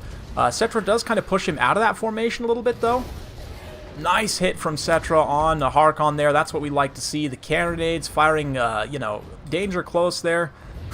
Get some decent damage on Cetra. He did have the Blessed Blade active to give him extra fire damage, and got the blinded effect on Harkon as well, but Harkon is eventually able to squeak away there. Some Ushabti, though, starting to clean up some of these backline guns as well, along with the Screaming Meme. Honestly, for Hadras, he probably should pull these Ushabti Great Bows back out of the range of the guns right here. Oh man, those Ushabti Great Bows fell over at a very inopportune moment there. And a nice breath attack from Harkon as well. Good damage, solid contact on Cetra. He's been taunted. And Hornswaggle not being stacked at the moment, but nice explosion from Cetra there. Should be able to disengage himself, but the Incantation of Protection I don't think is going to be enough. Cetra's having some targeting issues, kind of getting a little bit weirdly turned around there. And yeah, unfortunately the zombie handgun's still online. The Carronade also, just barely with 9 unit models left. The last unit model crumbles there, so maybe Hadras can bring this back if you can get these Ushabti Great Bows to continue to focus Harkon here and stabilize Cetra, finish off these guns, which is not too far out of the picture. I mean, he does still have some Skeleton Warriors here, but the fact that Carronade's still firing, well, I guess it's not still firing, but Harkon's pistol also could probably finish off Cetra by itself. Harkon does a big dive here, that could also be a big problem. But, yeah, Incantation of Protection, continuing to trickle that as much as possible to get some healing on Cetra is going to be nice. Nice breath attack there on those Skeleton Warriors. There are a handful of Tomb Guards still fighting as well. Let's see, Hornswaggle now being used. It looks like, yeah, he's going to pop down into the melee engagement there. Cetra does have Incantation of Protection active. He's going to turn and fight here. No, actually. He should probably turn and fight, to be honest. Even if RNG ends up getting him killed, I mean, if he tries to run away, he's definitely going to get killed. He gets a couple of good stagger attacks right there, but will it be enough? Incantation of Cursed Blades? Nope, he disintegrates, and that's game.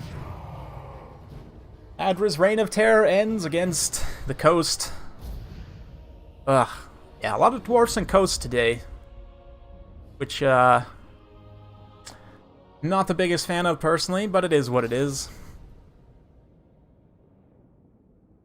Yeah, those mortars, 130 kills right there, very important. Clearing out all those skeletons. 153 kills for the Screaming Memes also. Shop to Great both got some okay damage in. Lots of kills on the Tomb Guard also. Even 96 kills on Skeleton Spears. 108 for Skeleton Warriors. It was good. It was very close. Ultimately, Harkon just being ridiculous is, I think, what maybe carried that. And, I don't know, maybe some of the peripheral engagements as well, like these Nekara Horsemen not really getting their value, maybe was a factor also. Luthor is very balanced, 100%. 100%.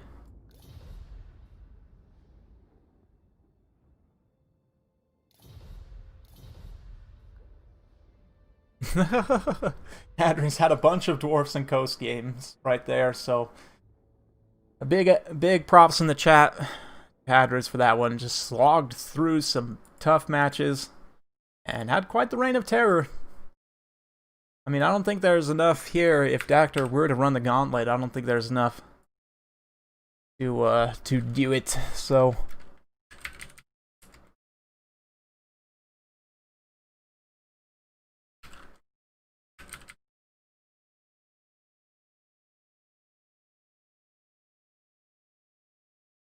okay, Get a Mule, you are up next. He says, just finishing up a quick battle. Cool, so we'll chill for a moment.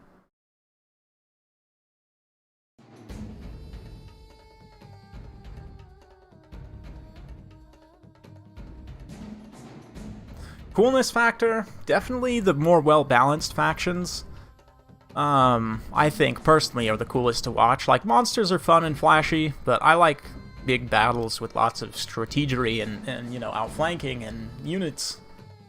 So, that's pretty subjective. But for me, coolness, like, Empire is definitely number one because they have everything. They have all the combined arms, all of the things. Greenskins, too, are up there.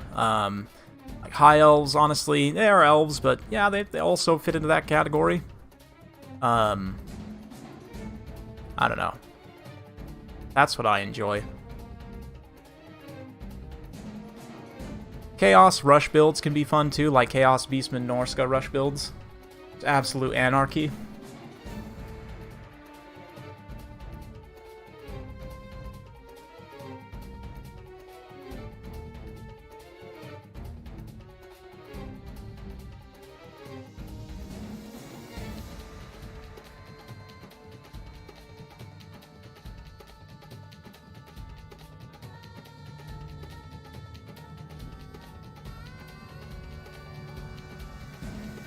Dinosaurs are coolest. Oh yeah. Yeah, Chaos has some cool monsters. They've always been kind of... I like their aesthetic, but... I like dudes in heavy armor. Not the big of a fan of the dwarfs. I do like gunpowder as well, so... Mainly Empire. I don't really like dwarfs or coast playstyle, so when it comes to gunpowder factions, it's Empire for me.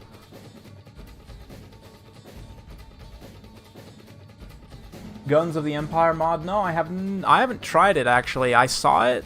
That's the one the Heir of Carthage is using for his campaign, right? I actually saw it and recommended it to him, but I have not played it myself. So, let's go ahead and maybe get F-Pod in here just in the meantime. Oh, he's coming. Okay, he's coming right now. Okay.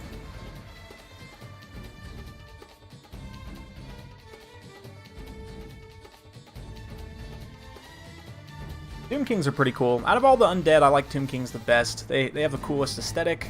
They don't have lore of vampires. I like Tomb Kings.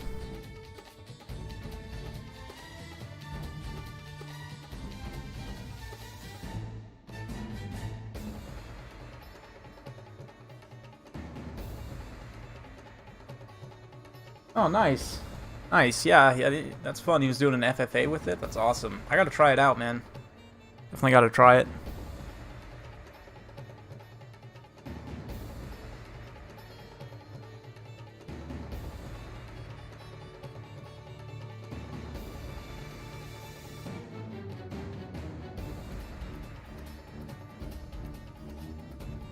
Alright, Doctor's gonna go Greenskins, Man Coast, and Norska. Norska? Really? That's a wild one. I don't know why you'd ban Norska.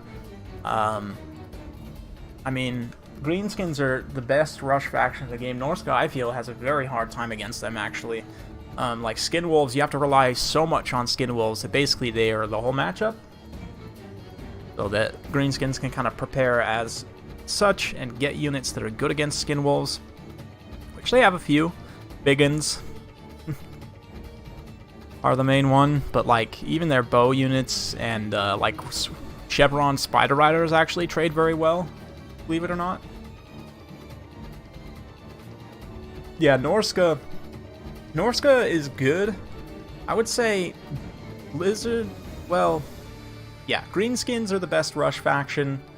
I'd probably say Norska is second, Beastman third, and Chaos fourth. Out of like the rush factions, I would rank them in that order probably. But Greenskins can also do other things besides rush. Like out of all those factions, they're the most well balanced as well. But they're also the best in just a straight up rush. I guess technically Vampire Counts would be the best rush faction, but we don't talk about them because they're awful.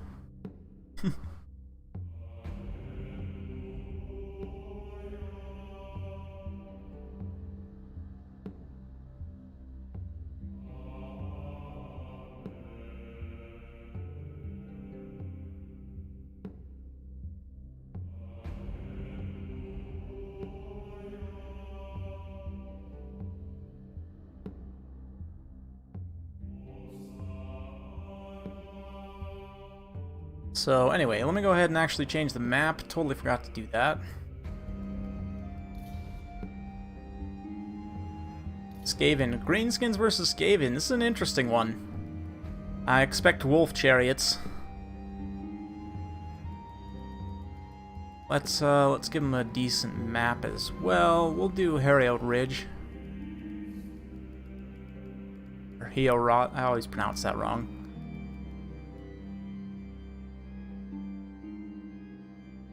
There we go.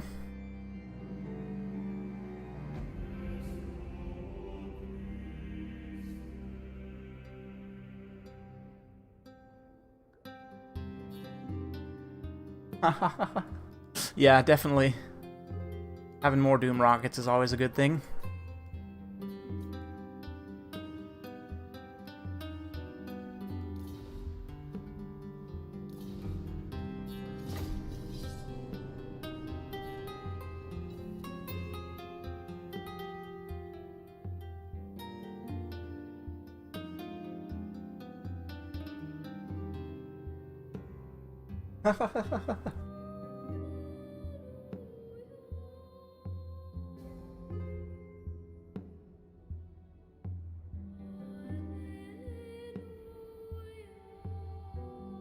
Ooh, yeah, actually, I don't know if we're going to dip into the reserves today. These next few matches have taken a little bit more time.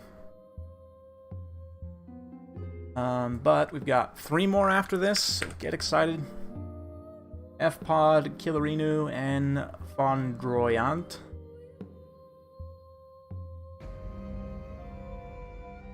Fodrion, yeah.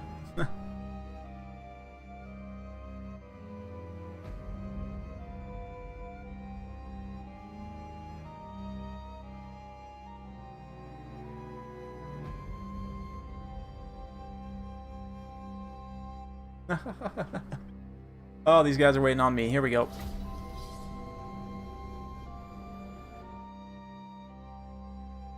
Just need some of this nice, soft flute music to lull you to sleep.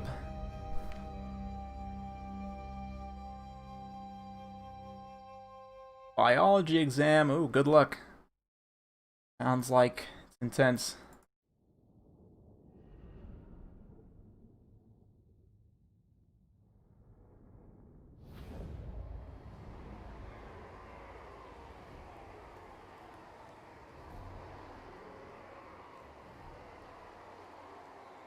Just remember, water is a solvent, not a solution.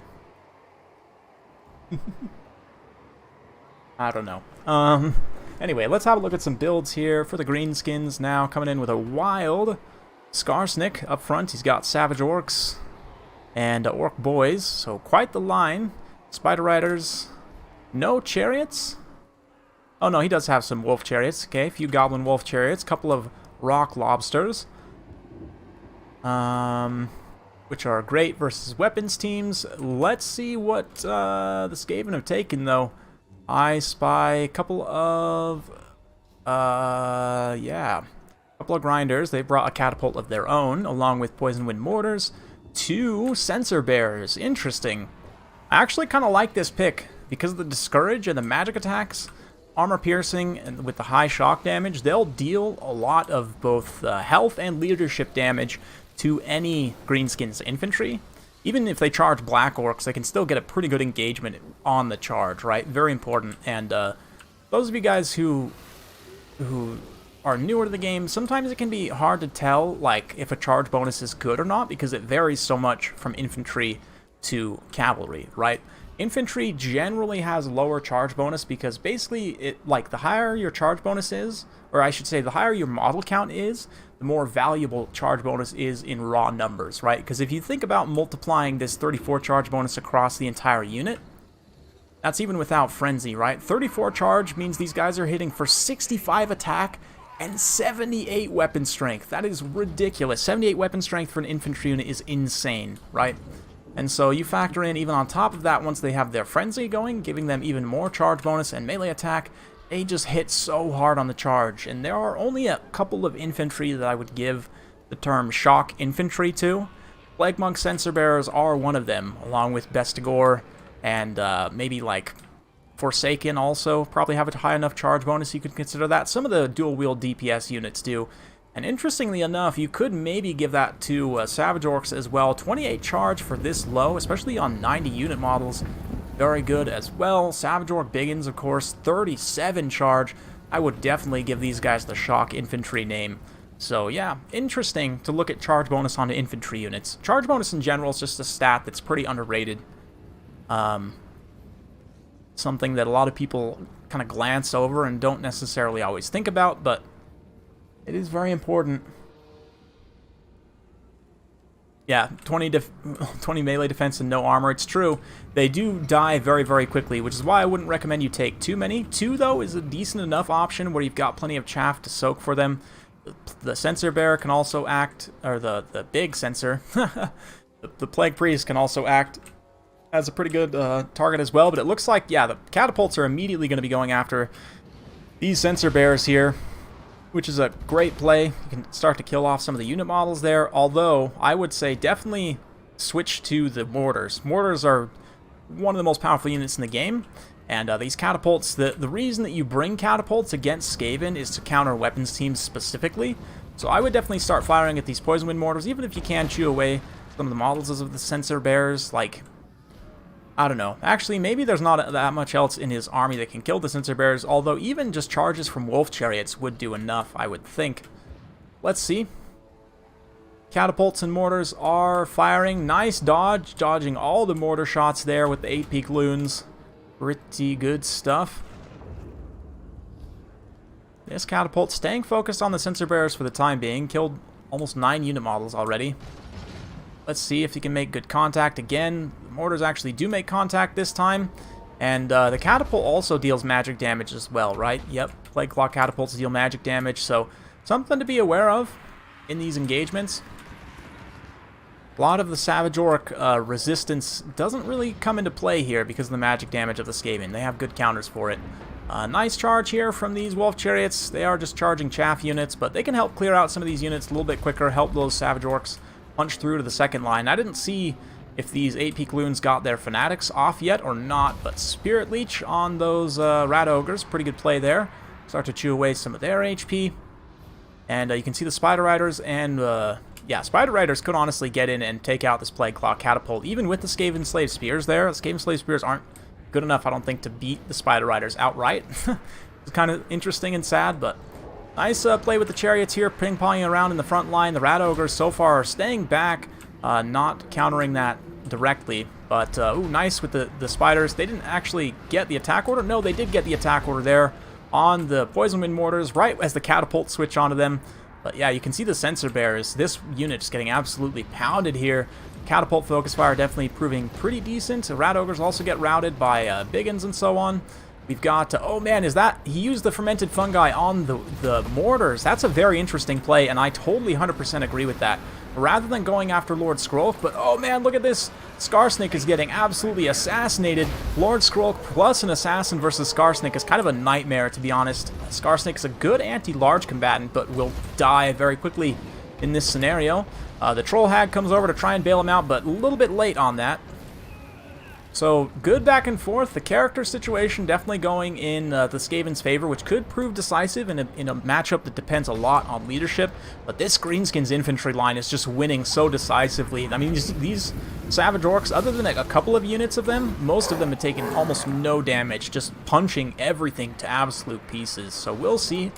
We'll see. There's no terror here for the Skaven, which is a big problem. Hell Pit Abomination or Doomwheel both would have been good here. To provide some kind of terror for the Greenskins, but as it is, Greenskins themselves don't have any terror either, so both players just kind of very politely not bringing terror-causing units against low leadership factions, which is just great. A nice summoned Plague Monk here, though. They're going to get a good engagement on those Savage Orcs.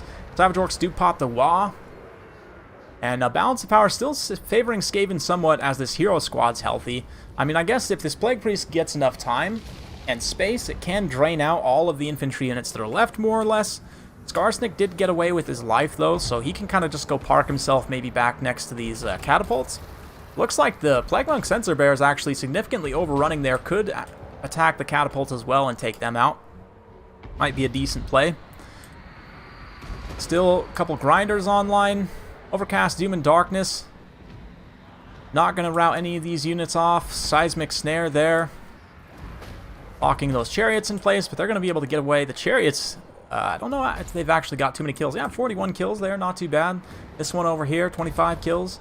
Just great for disruption, honestly, given how cheap they are. Spider Riders and Savage Orcs win out there. Another Plague Breath. Maybe the Drain's going to be enough, though. Maybe the Drain will be enough as we get into this late game. The problem is the Skaven have lost most of their, like, soaking chaff here. They're going to be relying entirely on Clan Rat summons, just about. And the Clan Rat summons will only get you so far. The Savage Orcs will tear them apart. A handful of Rat Ogres and other units fighting in here as well, but well, Savage Orcs actually, these ones having a hard time holding their leadership. The Biggins come in a little bit less scared, but still some big AoE damage effects now. Rod of Corruption being thrown down from Lord Skrolk. Stand your ground also. And Warquake going to continue to do a little bit of drain DPS. So a lot of draining DPS abilities here between all of the different units. And you can see how far that's been able to bring the balance of power back. The Troll Hag could come in and do some good AP damage to the Plague Priest, but this Assassin is making that a little bit tough. Concealment Bomb's been popped at this point. He gets close and now reveals himself. Gets the Rival High Talisman Assassin's Trophy on Skarsnik, and I think Skarsnik's probably done after this. Oh, a Fermented Fungi. Oh, but that's just going to cause him to chase Skarsnik. That's not what you want. Oh, yep, switches on to the Troll Hag. That's good. That's okay. The Troll Hag, though, also will probably lose the Assassin, I want to say. Maybe. It's hard to definitively say for 100% certainty.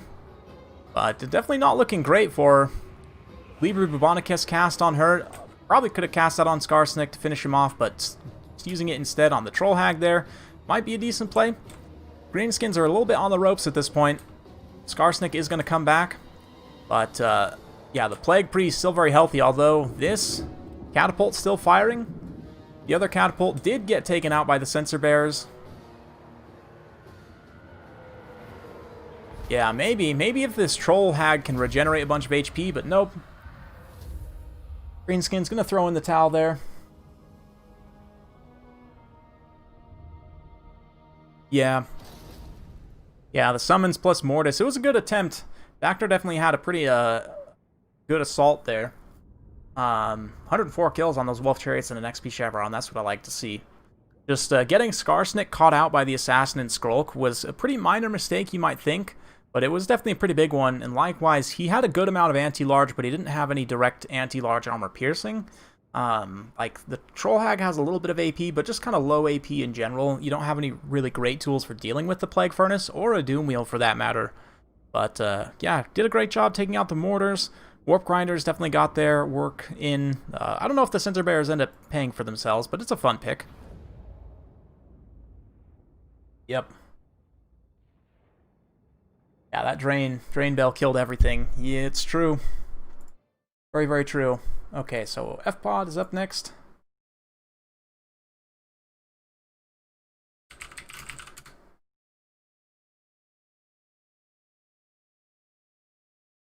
Let's switch the map over to...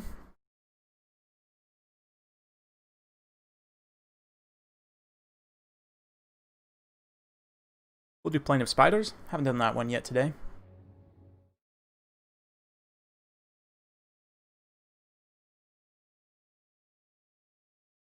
Hey, what's up, Ben? Welcome to the stream. Good to see you.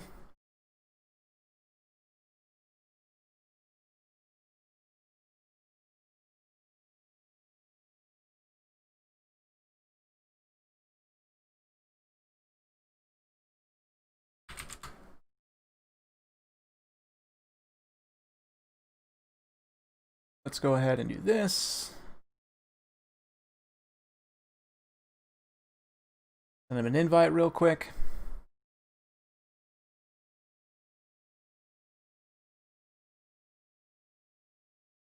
Yeah, I like the pick. I like the pick of the Censer Bears. It's a bit of a wild one. I mean, they ended up being a little bit of a artillery magnet there, but it's okay. Leadership versus everything. Yep. Exactly. Exactly. And even if the Stone Trolls are resistant to the magic damage, I mean, the leadership thing is still very real.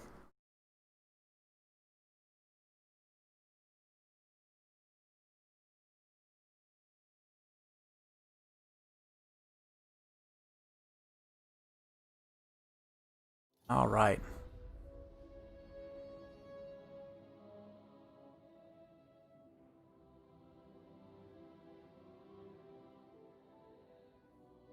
How often do greenskins take artillery?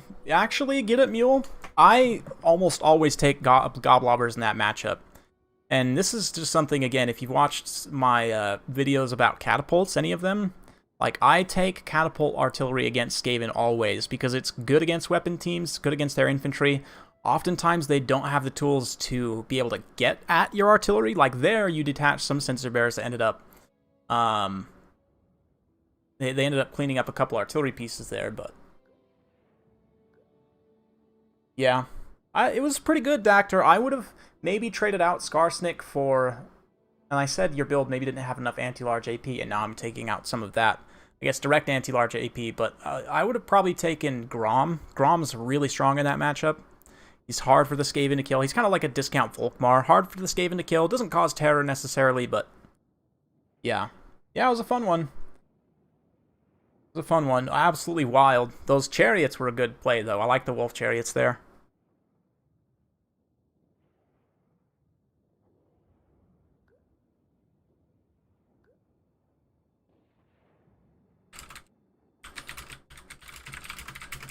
They play Skaven with no bans or new faction double ban.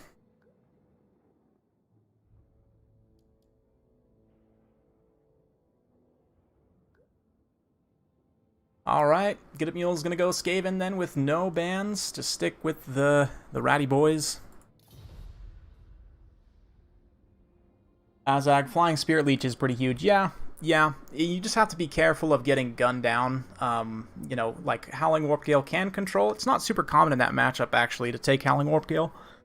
You can control movements with that, and then Obviously, Azag's a little squishy sometimes, but yeah, the Flying Spirit Leech, Azag's support abilities are also very strong. Being able to fly around and give your units extra buffs. Good stuff. Thanks for joining, Jay Phoenix.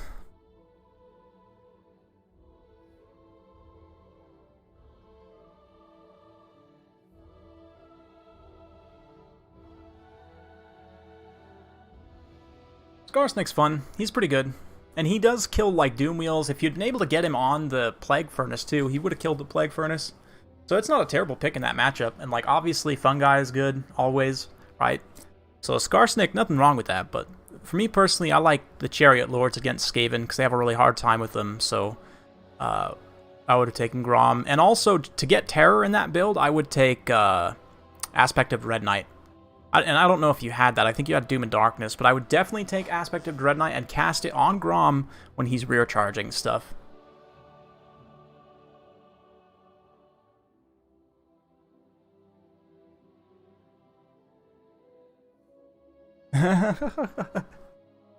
Looks like FPod's going to take Empire.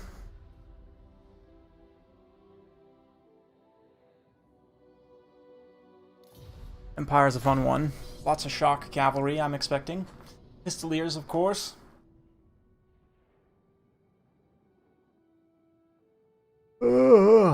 As these guys are getting their picks locked in, I'm going to go grab something real quick. I'll be right back.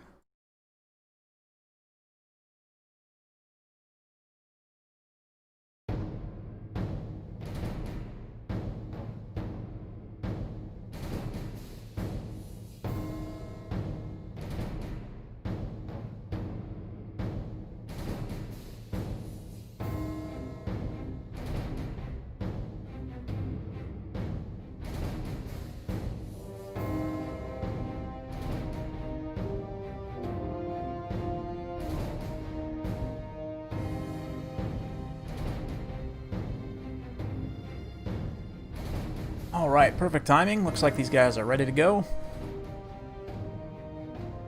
Grom caused terror. I mean, the belly is pretty terrifying if you stop and look at it.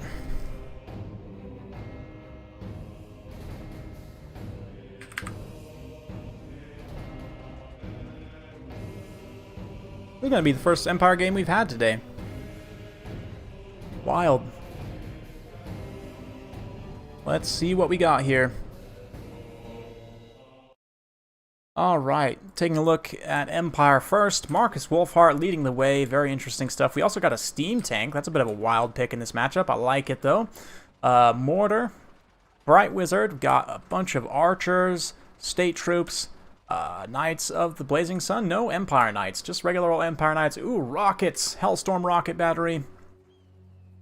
Pretty wild build, if I do say so myself. Steam Tank. The Mortar, the Rockets, Marcus, like, just absolutely out of control. We've got Death Runners here for Get It Mule. Got a bunch of Skaven Slaves also. I'm surprised to see these not be Triads. I would think Triads would be much better here because heavy cavalry. But we've also got a bunch of Skaven Slave Slingers, Rat Ogres, and a Hell Pit, a Bomb. Lore of Stealth. An Eshin Sorcerer. Who's the other hero? It's probably an Assassin. Assassin, Snitch, yep, okay. So full-on Eshin theme. I would say, again, though, Death Runners, I would maybe take the Vixtrin's Death Squad, but these other two I would swap for Triads, definitely. One of them would be the ROR Triads also, for the Doppelganger summons, and because they're just really good against heavy cavalry. Where are the rats? Where are the rats? It's interesting that the Empire is going to have an artillery advantage here. I mean, sometimes that's the case in this matchup. It's not. The Empire can actually win artillery advantage pretty decisively. Just kind of depends on how deep both players go in that direction. And here, Empire's got it. This rocket's going to be pretty nasty. I mean, granted, the nice thing about Get It Mule's build here is that all the Clan Eshin units, the important units, are hidden, right? So as long as they don't stand too close to the chaff, and immediately, yeah, FPod's going to realize, like, I can't see everything here. That doesn't seem right. Marcus probably will. I think Marcus has pretty good spotting. He's probably going to be able to spot some of these guys. But concealment bombs being popped so they can get even closer without taking too much damage.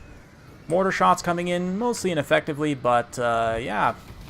The rockets actually, anywhere they land, will just do a ton of damage. Like pure damage. The thing about this build, though, is that the steam tank can run over. And if there's a burning head here as well... Uh-oh. Marcus is in trouble, though. Marcus gets caught out in front of his army by a Deathmaster and by... what's it called? The assassin. He's running for his absolute life there. Uses the assassin's trophy to bail himself out. And here, Empire Knights are going to come in and get a charge.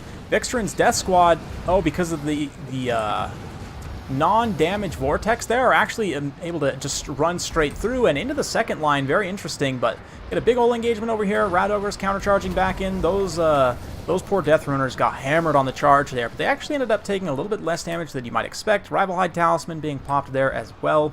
The rockets probably want to start firing at this little blob right here. But the Death Runner is definitely a bit of a problem. I did see a burning head, though, over there. Looks like it probably got pretty good contact on these Death Runners right here. More Death Runners in the back line coming in to silence the Hellstorm rocket battery. So I actually like this Death Runner rush quite a bit. Again, I probably would have had maybe one or two of them be triads, but the Vixtrin's Death Squad especially, I think, are a very underrated unit. They have something like 60 melee defense while their buffs are active. Up to 54 right now. We're going to get rear charged by these Empire Knights right here. Pretty cost-effective charge from the Empire Knights. The Steam Tank, of course, still quite healthy, and as long as the Steam Tank can stay healthy, it will make a pretty big difference. But Firecaster right next to Marcus here, both going to get probably slammed by the Assassin Squad. Oh. The aimed shot. Focus shot. Marcus. See what it does. Oh man, that wrecks Deathmaster Snitch right there. Just did a ton of HP damage to him, but they did just straight up murder that Firecaster, so he's just gone from the game, just deleted from existence. Meanwhile, the Death Runners are kind of running rampant all over the place, to be honest. Maybe the anti-infantry is the way to go, just in case. This unit, the Vixtrin's Death Squad, finally getting terrified away. The Hell Pit Abomination also causing a lot of problems here in the center. Death Runners getting in there, taking out the next artillery crew. This flank of Knights being broken up is a bit of a problem. Snitch must have done something more to Marcus. He is gone at about 200 HP, and it looks like this is probably game for Skaven. A nice use of Death Runners here. I like that build a lot, honestly. It is a bit lacking in Volkmar. Volkmar does hard counter Death Runners and all the Clan Eshin units, to be honest, because of his magic. Anti-infantry blows them up, but he also does take a good amount of damage from them as well, so you have to be careful. So Volkmar is basically like a steam tank that heals himself, right? So I like that pick here. Marcus is okay in this matchup, but you saw he is very vulnerable. Like a Lithanar, he is very vulnerable to getting killed by the Assassin Squad. Lithanar is also pretty decent in this matchup, but because of that, it can be tough. What's up, Arrow?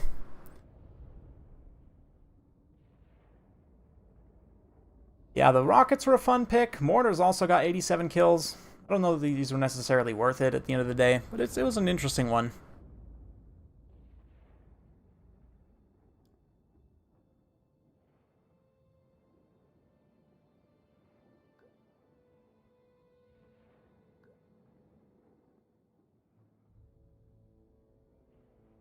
All right, and we've got two more here. FPod just finishing up in the chat.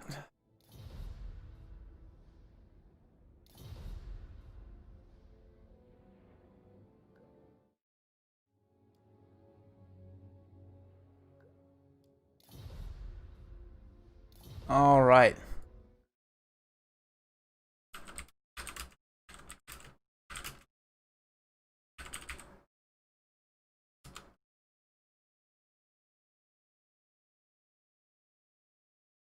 He joins there. Let's take a look. We've got a couple of matches left. We'll go Karak Asgal. No, maybe not. Should we go Fall of Man? Doc Karaz, it's a pretty good one. Get it, Mules going Skaven again. No bans.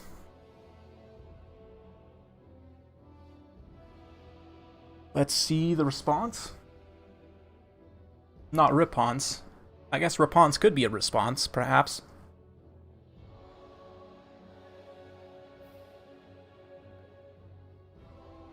Killerinu, don't kill you. Ooh, Dark Elves, interesting. Probably gonna see some chariots, I'd imagine. Scourge runner chariots.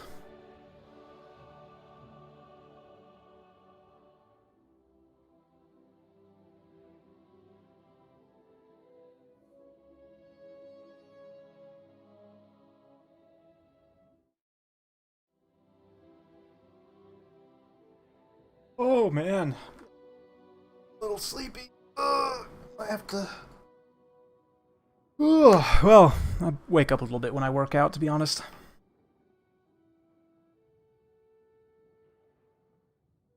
Big thanks for joining everyone today, by the way. Been a lot of fun. I'm gonna try and keep doing this more often. Last week I didn't stream as much as I would have liked. This week I've already got a few streams in, so good stuff. I'm also working on a couple of other videos on the side. My legendary HP and leadership video that actually is going to be 2 videos will be coming out. Probably in a month, hopefully. Maybe.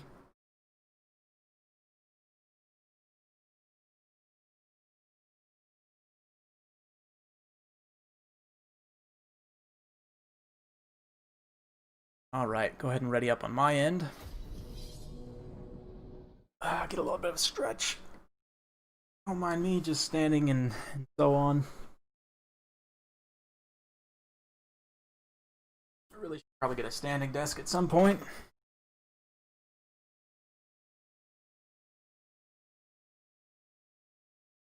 Let me actually go give my cat some food. I'll be right back.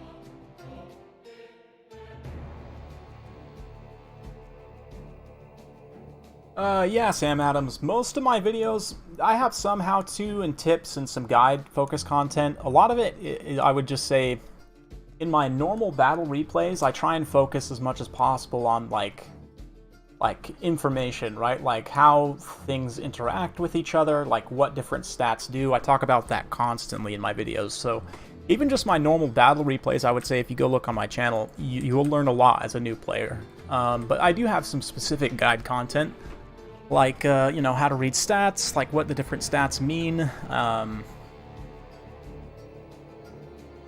Yeah. Lots to learn. Unit highlights. I've been going through actually recently doing a unit highlight series where I talk about specific units sort of in the context of a multiplayer game. But anyway, let's take a look at these builds here.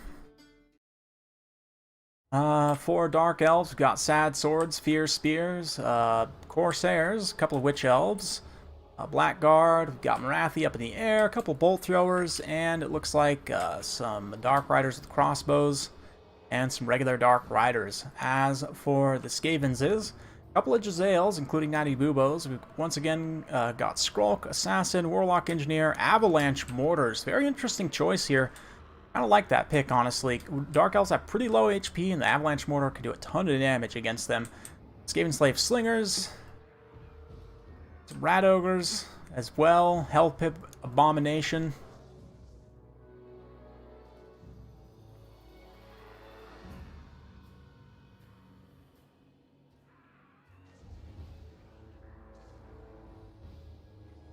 But let's look. Let's have a look. Blackguard are a pretty interesting choice. I guess you have them to like counter Doom Wheels or Plague Furnaces, try and enrage them in with the Witch Elves. Witch Elves are just so squishy, though. It's hard to really use them for the Enrage because they're so squishy.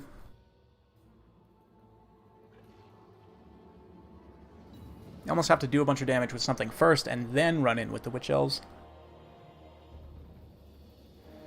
Here we go, though. Game kicking off. Warp Lock Jezzails and Avalanche Mortars immediately open up on those Dark Riders. And the Dark Riders, ooh, get a little bit of contact there from one of the Avalanche Mortar shots, but mostly they all miss. Bolt Thrower is going to move up and start to do some damage. I would imagine they're going to go after the Avalanche Mortars, as that is a high-value target. Yep. You can see the targeting there. And the Dark Riders kind of just maneuvering out to the flank right now, trying to not get completely blown to smithereens. Skaven do want to come forward slightly, though, here now that they're mostly out of range of targets. The Jezzails need to focus fire on the Bolt Throwers to keep the mortars online. And in fact, I would even keep the mortars back until you can take out those Bolt Throwers. Jezzails will be able to do it, but you just don't want to lose too many models of the mortars if you can avoid it. Right now, they actually haven't taken any damage yet, so that's nice. Shots come in. One of them actually whacks that engineer there. He does not have the AoE explosion buff, which I've heard actually is very good when used in tandem with the Avalanche Mortars specifically. They do an insane amount of explosion damage, so it kind of makes sense. Like, they're going to wreck this Bleak Sword right here. And yeah, the Jezzails making their presence felt. They're definitely beating out these Bolt Throwers. They are a bit more expensive, but in the meantime, actually switches over to the anti-infantry shot. 2 of the Deathglobe Mortar models are down. So I might have honestly just left it on the single fire mode. Try and finish unit models there. Right now, looks like another model goes down there. But it's tough. I don't know if those Bolt Throwers ended up paying for themselves. Like, the 2 of them combined are the same price as the Avalanche Mortars here, so it's a little bit tough. These Repeater Crossbows try and pull up into range, but they're just going to get blanketed. Man, look at that damage from the Avalanche Mortars there. Some more value generated before it goes down. I don't know that the Avalanche Mortar necessarily paid for itself either, but look at these Dark Riders maneuvering all the way up and around here, getting in, getting on that mortar. But funny enough, the mortars are actually reasonably tanky. Like, you can one-shot them on the charge with something, almost one-shot them on the charge with something like a Hippogriff Knights. But other than that, it can be a bit tough. These Dark Riders will end up getting terrified away here, but they do just enough. No, not quite to rout the Avalanche Mortars, but unlike the regular mortars, the Avalanche Mortars do actually lose a significant amount of stopping power per model that gets taken out. So we'll see. It may not end up mattering, though. Things are still kind of going in the Skaven's favor a little bit just through sheer attrition. Witch Elves, Dark, to Blackguard also moving up now. The Jezzails can maybe snipe out Marathi here, but the anti-infantry definitely needs to get going, and I just don't know that they have enough anti-large to take out all these Rat Ogres plus the Hell Pit. I mean, maybe the Blackguard can do it all, but the Jezzails right now getting cleaned up. The Dark Riders actually surprisingly tanky, coming back in here after getting quickly terrified away, just disrupting this line quite nicely. And the fact that both of these weapons teams are routed is huge. Natty Buboes do finish off one of the Bolt Throwers, though. The other one is pretty close to done, but it looks like the Corsairs pushing up and through now. Witch Elves likewise. You can see the terror kicks in from the Sisters of Singing Doom as they get close here, but they are going to take a lot of shock damage if all of these Rat Ogres just charge them directly, and it looks like they're probably pursuing some of these chaff units rather than attacking like the Rat Ogres themselves. Yeah, Clans Vulcan's Tail Slashers getting terrified away. They're now getting caught and just shredded by these Witch Elves. Witch Elves are very decent in combat against other infantry in a situation like this. Like, they'll clean up chaff really, really nicely, and a nice Murderous Prowess proc comes at a very fruitful time for the Dark Elves. These Hellebronai, for example, up to 40 melee attack, 50 melee defense, just absolutely boss stats for a low-tier spear unit, plus poison. They're going to beat these Rat Ogres pretty convincingly. They are getting drained out, unfortunately, by the Mortis effect there, but you see these Sisters of Singing Doom also. I mean, they are taking a lot of damage. They're pretty squishy, but they're dishing a lot of damage right now as well. More Witch Elves coming over here. The Blackguard trying to get in an engagement to take out the Hell Pit, but man, look at that. Avalanche Mortar still firing with a handful of unit models left. Will do damage. The Giselles there, 11 models. We've got 5 models on the Avalanche Mortar, so more than half of their killing power, so to speak, is still left in terms of model count. And let's see, contact, pretty good contact on those Blackguards here. Probably want to detach with the Witch Elves and go actually chase these weapons teams off with them. Over here, the Sisters of Singing Doom, again, a little bit of a rough engagement. They end up taking quite a bit of damage. But is it the worst thing in the world? Not really. Marathi also comes in. Liber Bubonicus on her. She has not really got involved in this fight at all so far. She does have her debuffs and Soul Stealers and so on. Soul Stealers on these weapons teams would also finish them off. Like, if she has one more pocket Soul Stealer, I mean, I guess these Dark Riders can probably come chase, but one more pocket Soul Stealer would do a lot of damage and absolutely finish those two. One Bolt Thrower still online, though. Look at that. Very impressive. And the Hell Pit Abomination about to lose out on its leadership. Yeah, looks like Get It Mule's Reign of Terror is probably going to come to an end here. I like the pick of the Avalanche Mortar, though. It potentially had some good blobs to finish. But here comes all of the effects now. Just everything at the same time. Soul Stealer. We've got Rival High Talisman. Rod of Corruption. Oh, yeah. The Soul Stealer, though, is sustaining Marathi and doing direct damage to all of these single models in here, like especially the Warlock Engineer and the Assassin. They don't have a whole lot of HP, so they'll take a lot from that. And the Witch Elves here enraging these Rat Ogres in to the Hellbroni. That's pretty decent, although they'll probably still... Ooh, let's see. Marathi's dropping a missile on them. Oh, man. Directly detonates one of them. And also detonates a bunch of the Hellbroni, but hey, it all works out in the end. They get terrified by the Sisters of Singing Doom just before they rout. Actually, balance of power surprisingly still super close here, and the fact that the Hell Pit's still so healthy, I guess, is a big part of that. These Blackguard are basically done for at this point, been completely drained out just about. But the Dark Riders still do still have some ammo here. They can turn and fire probably at these Rat Ogres or else risk getting charged. But Marathi also... she's going to have a bit of a tough time. Skrulk does magic damage. He's also an infantry target, so really not something that Marathi is meant to kind of stand and fight in terms of her stats. But the Soul Stealer will help. Likewise, Liber Vivonicus can help even that out. And where's the Assassin? If the Assassin and the Hell Pit come get involved to help rout Marathi, I think that could be it for the Dark Elves. We'll see. Witch Elves coming in.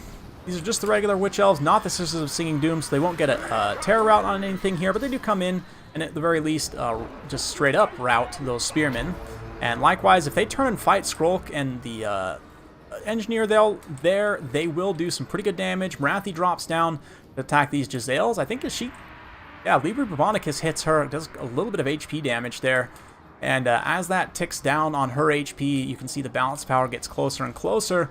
Blackguard here, kind of the last ones left holding the line. No surprise. This is why I say the immunopsychology and high leadership is so important for them. I mean, they are technically still fighting here, even though they're just getting absolutely ransacked. And finally, they rout there to overwhelming enemy presence. But Sisters of Singing Doom still in the back line here. These Dark Riders as well still fighting. Marathi. That's a very close game. A great one for sure. Those Corsairs running in. Anti-infantry damage they can do is a little bit, but there's just so much chaff here for this Hell Pit to stand on. And the Hell Pit's really what's keeping this together. If Marathi can come in and somehow finish off the Hell Pit, not allow it to get its healing proc. Oh, and it just dies there. Oh, that's horrible luck. That is horrible luck. I don't know. They might still be able to win through the Mortis effect of this hero squad here. But nice Soul Stealer. Unfortunately, the heroes don't actually get out of the area of effect before it goes off, so it does hit all 3 of them, which is an absolute disaster. You definitely want to try and move them out of that circle when you see that cast pop up. And with the leadership damage being done on those 2, the fact that it's healing Marathi, she's just about up to her healing cap, that will put a decisive dent in the balance of power and lead to a quick victory for Dark Elves. A nice terror route right at the end with the Sisters of Singing Doom. So beautiful game, man. Absolutely awesome game. I might actually save that one. I think I forgot to save the one I intended to before, but this one I do think I'm going to cast separately in as a Witch Elf feature, because that's one of the best Witch Elf games I've seen in a while. Yeah, great stuff. 78 kills from Wrathy, 153, 93 for some Sad Swords, 108 for Corsairs, 139, 124 for the Witch Elves. They definitely very solid. 109 for the Avalanche Mortars. I do actually like that pick here quite a bit. Regular Mortars are still going to be more cost-effective and competitive, I think, but the Avalanche Mortars are fun for sure. Yeah,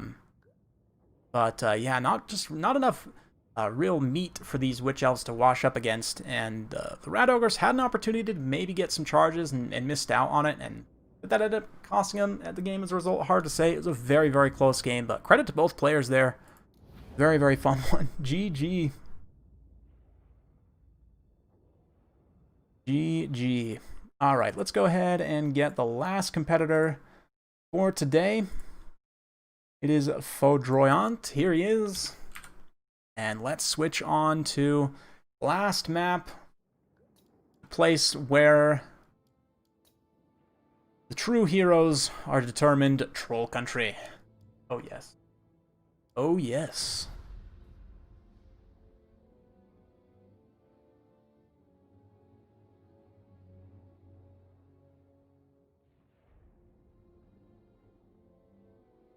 Yeah, Get Up Mule always lose when you take Giselles. The Giselles kind of did their job, but yeah, Giselles are a little overrated, I feel. Like, you could have had...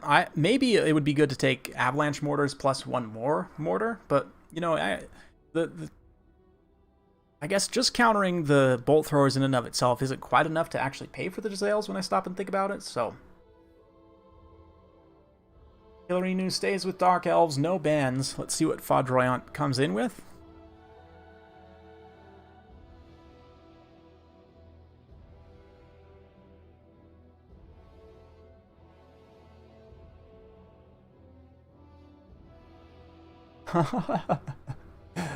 Oh, Witch Elves, man. Witch Elves.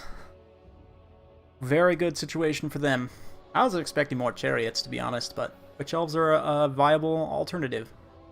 Ooh, Fodrion goes Vampire Counts. Traditionally, this is thought of as a tough matchup for Vampire Counts because Dark Elves can dominate air, and they also have nasty blob builds. It's really hard to outblob the Counts, though. Really hard to outblob Counts, so let's see.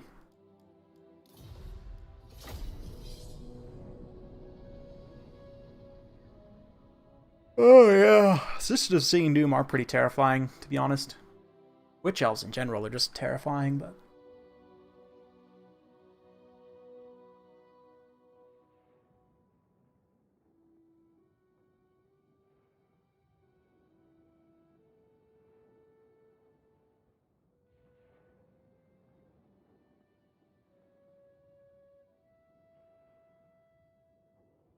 Alright, alright.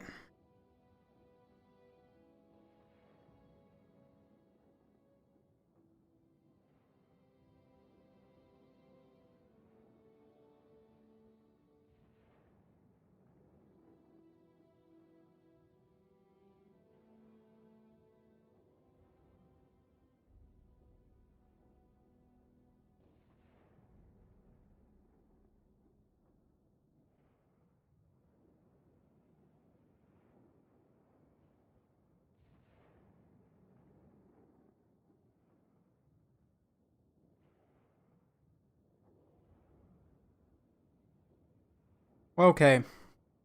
Alright, alright.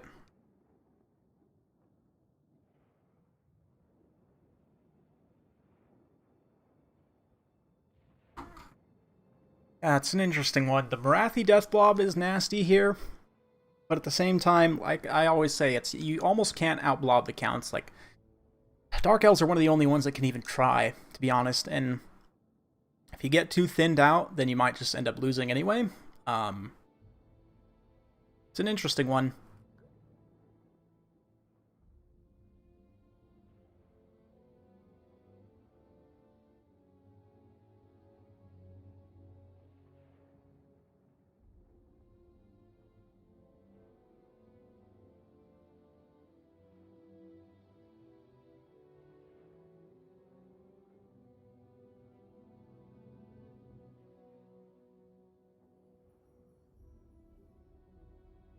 You know, actually, also the Lamians are pretty good in this matchup. The magic resistance Can help against Soul Stealers and things like that. The Penumbral Pendulum is also nice for thinning out Blackguard. And then, of course, you can use the damage reflex, or damage resistance lightning reflexes. Speed to help shrug off a little bit of damage on the Lamian. Seduction will also lower melee attack.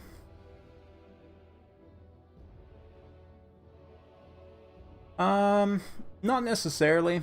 I mean, that much of an air squad, if you go full ground cavalry, they're going to have a bad time against you. Like, if you have enough Blood Knights and stuff to countercharge them and just keep them on the ground, then the Master and Marathi and the Dragon, they're not that good on the ground. No, I mean, if you try and contest air-to-air vampire counts, you'll probably lose. But at the same time, if you take a Karstein Lord with his item and Goose, and I don't know, I guess because you can't go double Goose because of the breath attack rules, or can you? No, I think you can go double Goose. So you go like Karstein Lord on a Pegasus, double Goose, and then another vampire hero on a Pegasus, and you can take some bats as well at that point. I don't know.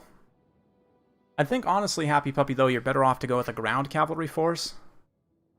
Just play like you're playing Bretonnia, but instead of Grail Knights, you have Blood Knights, and instead of Peasants, you have Zombies.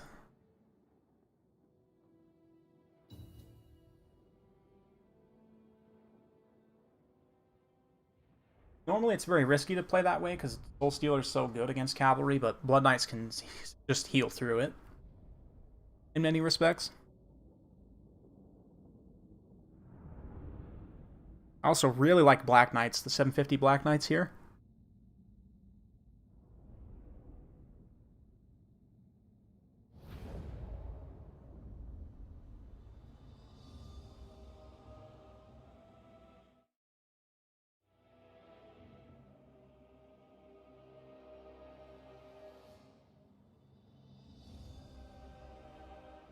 Alright, welcome. This is it. Troll Country. I see a K-Knight Assassin, which means probably a foot blob build. Yep, Marathi, Master, K-Knight Assassin, all on foot. We've also got the Scream Tank here to provide some additional debuffs. Corsair Handbows, Blackguard, Harganath Executioners, Hellbroni, Sisters of Singing Doom. So a very elite infantry force. And lots of cavalry on the other side, which is what I like to see. Blood Knights, Chillgeist, Direwolves, and a Black Coach, wild Black Coach pick. We've also got Skeleton Warriors, Graveguard with great weapons, and looks like Manfred on horseback. Interesting. Going to be going for a full-on magic build, and he does have Wind of Death, I see. If we look back over here at Manfred. Yep, he's got Wind of Death, so potentially going to be looking to clean out that blob the old-fashioned way. Whoops. Not meaning to switch that back over, my bad.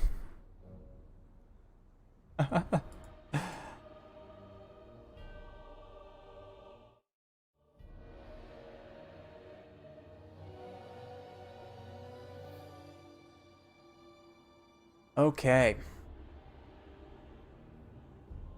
Corsairs will provide a little bit of ranged fire here, but there's no Mortis engine to drain, so it is going to be reliant on Manfred's magic and cycle charging to deal with all of this infantry.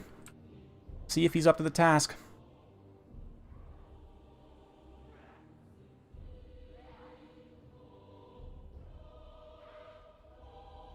Yeah, accidentally misclicked on the OBS there to the campaign banner, but that is my banner for my Tyrion campaign. If you want to be joining, we'll be streaming that later, probably like 4-ish hours from now.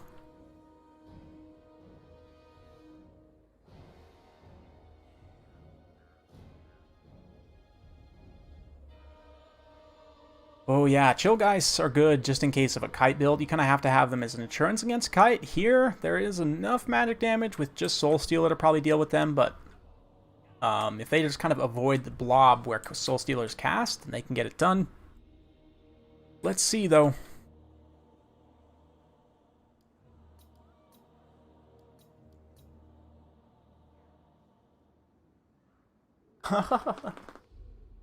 Yeah. Understandable, Happy Puppy. Definitely sleep's important. I know my sleep schedule is ridiculously turned on its head right now, but all good. don't I sleep? I do. Sometimes. Rarely.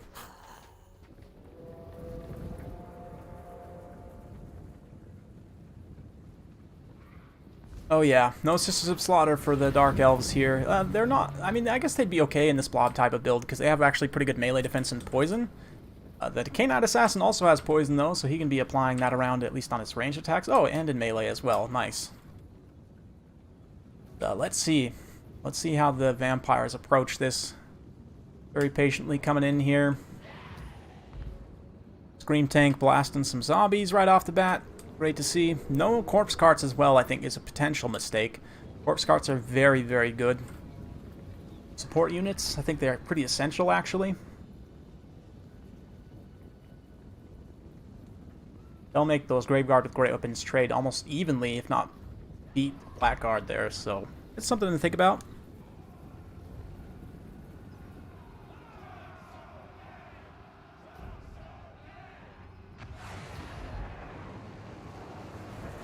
Something to think about for sure. Oh, bombardment coming down, impacting those hounds. Kind of just chilling back out of the way right now as the frontline engagement gets underway. Manfred's maneuvering. And it looks like potential gap opened up in the back. These direwolves are now going to come back and try and feast on the Corsairs. Nope, they actually nope out of that engagement. Drawing a little bit of fire. The two of them grouped up together, though, could actually come in here and impact those Corsairs and do a decent amount of damage to them. Scream Tank comes over here to help thin out these zombies a little bit quicker. Graveguard with Great Weapons also going that way. His frontline engagement's falling apart in a pretty big hurry. Yeah, the Black Coach definitely needs to get involved here. As does Manfred. Manfred looking for a juicy opportunity here, no doubt, but I don't know how juicy of an opportunity he's actually going to get here. Nice Soul Stealer on the big Cav blob here as it blobs up around the Blood Rack Shrine. We'll do quite a bit to the Chill Geist, but I don't think it'll totally finish them off in one go. But Manfred's coming around here. If he can get in melee against the Blood Rack Shrine, that would be great. Get some sort of unholy power charge going. But Blood Knight's coming into the back line here. Not sure what they've got a charge order on. But it looks like probably the Corsairs, honestly. They're being chased out here and now charged by the Blood Knights. Pretty good stuff. Murderous Prowess does go off, and you can see how little that Soul Stealer actually did to the Chill Guys. Like, you kind of have to be consistent about casting on it the whole game, and if they're not part of that big Cav blob, it's not amazing. But the Blood Knights here, with momentarily enraged, they should be able to now pull away from that engagement. And the attrition factor will start to come into play somewhat. Here, up on the high ground, you can see the Blackguard basically untouched. The Witch Elves take a lot of damage, though. You can see the kind of difference in tankiness. Yeah, these Blackguard kind of getting out of position there against the dogs, and these Argoneth Executioners also. The Black Coach is a counter to them, technically, but right now it's just being left in combat there. Fodrion's having to prioritize the micro on his cavalry, which is understandable. Blood Knights don't want to be caught in combat here too long. They've already done a good amount of damage, just about finished off that Blood Rack Shrine, but they've got to be careful. Black Coach does pull out of combat there, and it looks like the Graveguard with Gravens also move in to start dealing with the Executioners there. The Hero Squad's still pretty healthy, though. Could potentially be a bit of a problem into the late game. Blood Knights pulling away to try and get some healing, or to try and pull that, yeah, quick Invocation of Nehek there to stabilize them. Blood Rack Shrine also, again, getting caught out. Manfred with a nice charge here. So getting rid of one of the debuff abilities, quite strong. It looks like the Blood Rack Shrine actually been able to get a pretty decent amount of kills, all things considered. And the anti-infantry of the Blackguard, the Graveguards, rather, as they come in against the Executioners. We'll see who ends up winning that. The Black Coach did stabilize its leadership. Web of Shadows now being used here, and this pocket for the Vampire counts was just thinned out so quickly. I really don't have a lot of chaff units left. Manfred's going to need to summon up some serious Winds of Magic here. I haven't really seen him cast too many spells besides just healing. Like that Blood Knight pops there, that's really bad. Getting the Blood Knights to actually pop. Really could use that Wind of Death anytime now. Try and get rid of these last elites. Like one more Invocation of Nehek there on those Blood Knights, trying to keep them online. Over here, these units actually, the Argoneth Executioners end up trading really cost effectively, all things considered. Black Coach. F in the chat for the Black Coach. It was a nice pick. Had he microed it a little bit better, it could have actually made a pretty big difference here, but unfortunately, as it is, It's going to go down to crumbling there. Scream Tank also comes back and is able to just about use up the rest of its ammunition against those Grave Guards. The main thing about the Corpse Carts is having the extra healing just helps your front line sustain a little bit longer. The combat stats as well, the +5 attack and defense, means they'll just trade that a little bit better in the front line. So I'm a big fan. Unholy Lodestones, I think, are very essential for all Vampire Counts builds. Here, I don't know if it would have made the decisive difference, but tough to say. Not, yeah. I think maybe relying a little bit too much on that Wind of Death to take out these Blackguard. And I mean, granted, he could still get it done if if Manfred has a Wind of Death here in his back pocket to still use. He could, I guess, finish things with that. I just don't see...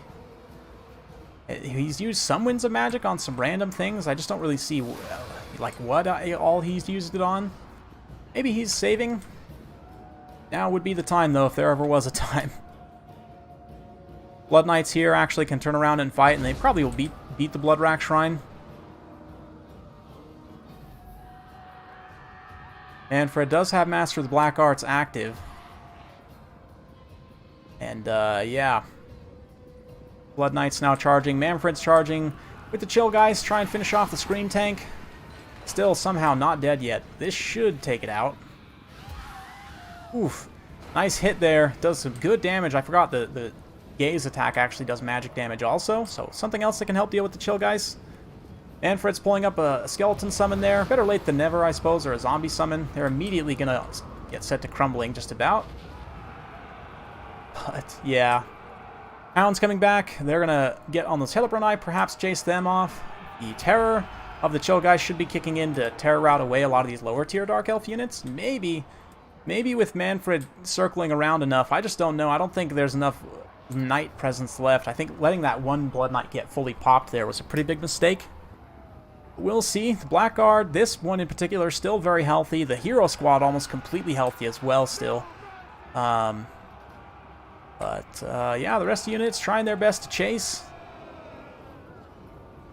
Hounds come in with the Chill Guys now. Ooh, nice Soul Stealer.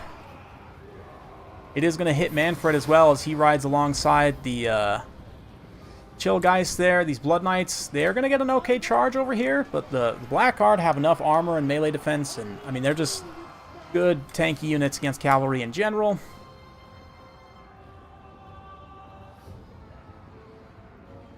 Well, Alice is just terrible. Considering that his mechanic is that literally he just dies. Yeah, Hellebron actually is okay in certain situations. I've been using her on the horseback recently, and she seems to be pretty good in that role. She's very fast, very offensive, pretty squishy, but you can kind of use her to support like a big blob of, say, like Dark Riders and Warlocks, and it's okay.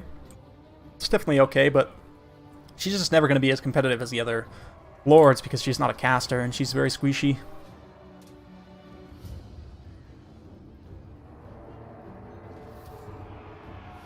Wind of Death killed the Blackguard. I must have missed it. It did go off. I must have missed it. Yep. Blood Knights finish there, and now it's just Manfred taking shots from the K-Knight Assassin. K-Knight Assassin also used up all of its ammo. And that's a GG. So big thanks to everyone for joining. That'll be it for today. Right, good games, if I say so myself. 50 likes also. Beautiful. Thank you guys so much. Yeah, Killerinu taking home his second win of the day. Nice Dark Elf play there. Just standing firm, racking up the kills. Good spell placement and everything. And yeah, from Fodrion, I like a lot of elements of this build. I mean, obviously, the Black Coach was a bit of a rough pick. I would say take that out and get Corpse Cart and Holy Lodestone and just go a little bit wider here. And suddenly this build, I think, probably has what it takes to win. Yeah, thank you guys. It's been an absolute pleasure. No worries, J Phoenix. No worries. It was a big pleasure having you on, and same goes for the rest of the competitors for today, so yeah. Tune in later this week for some more King of the Hill. I'll post an announcement on Discord, so make sure you check that link out in the description.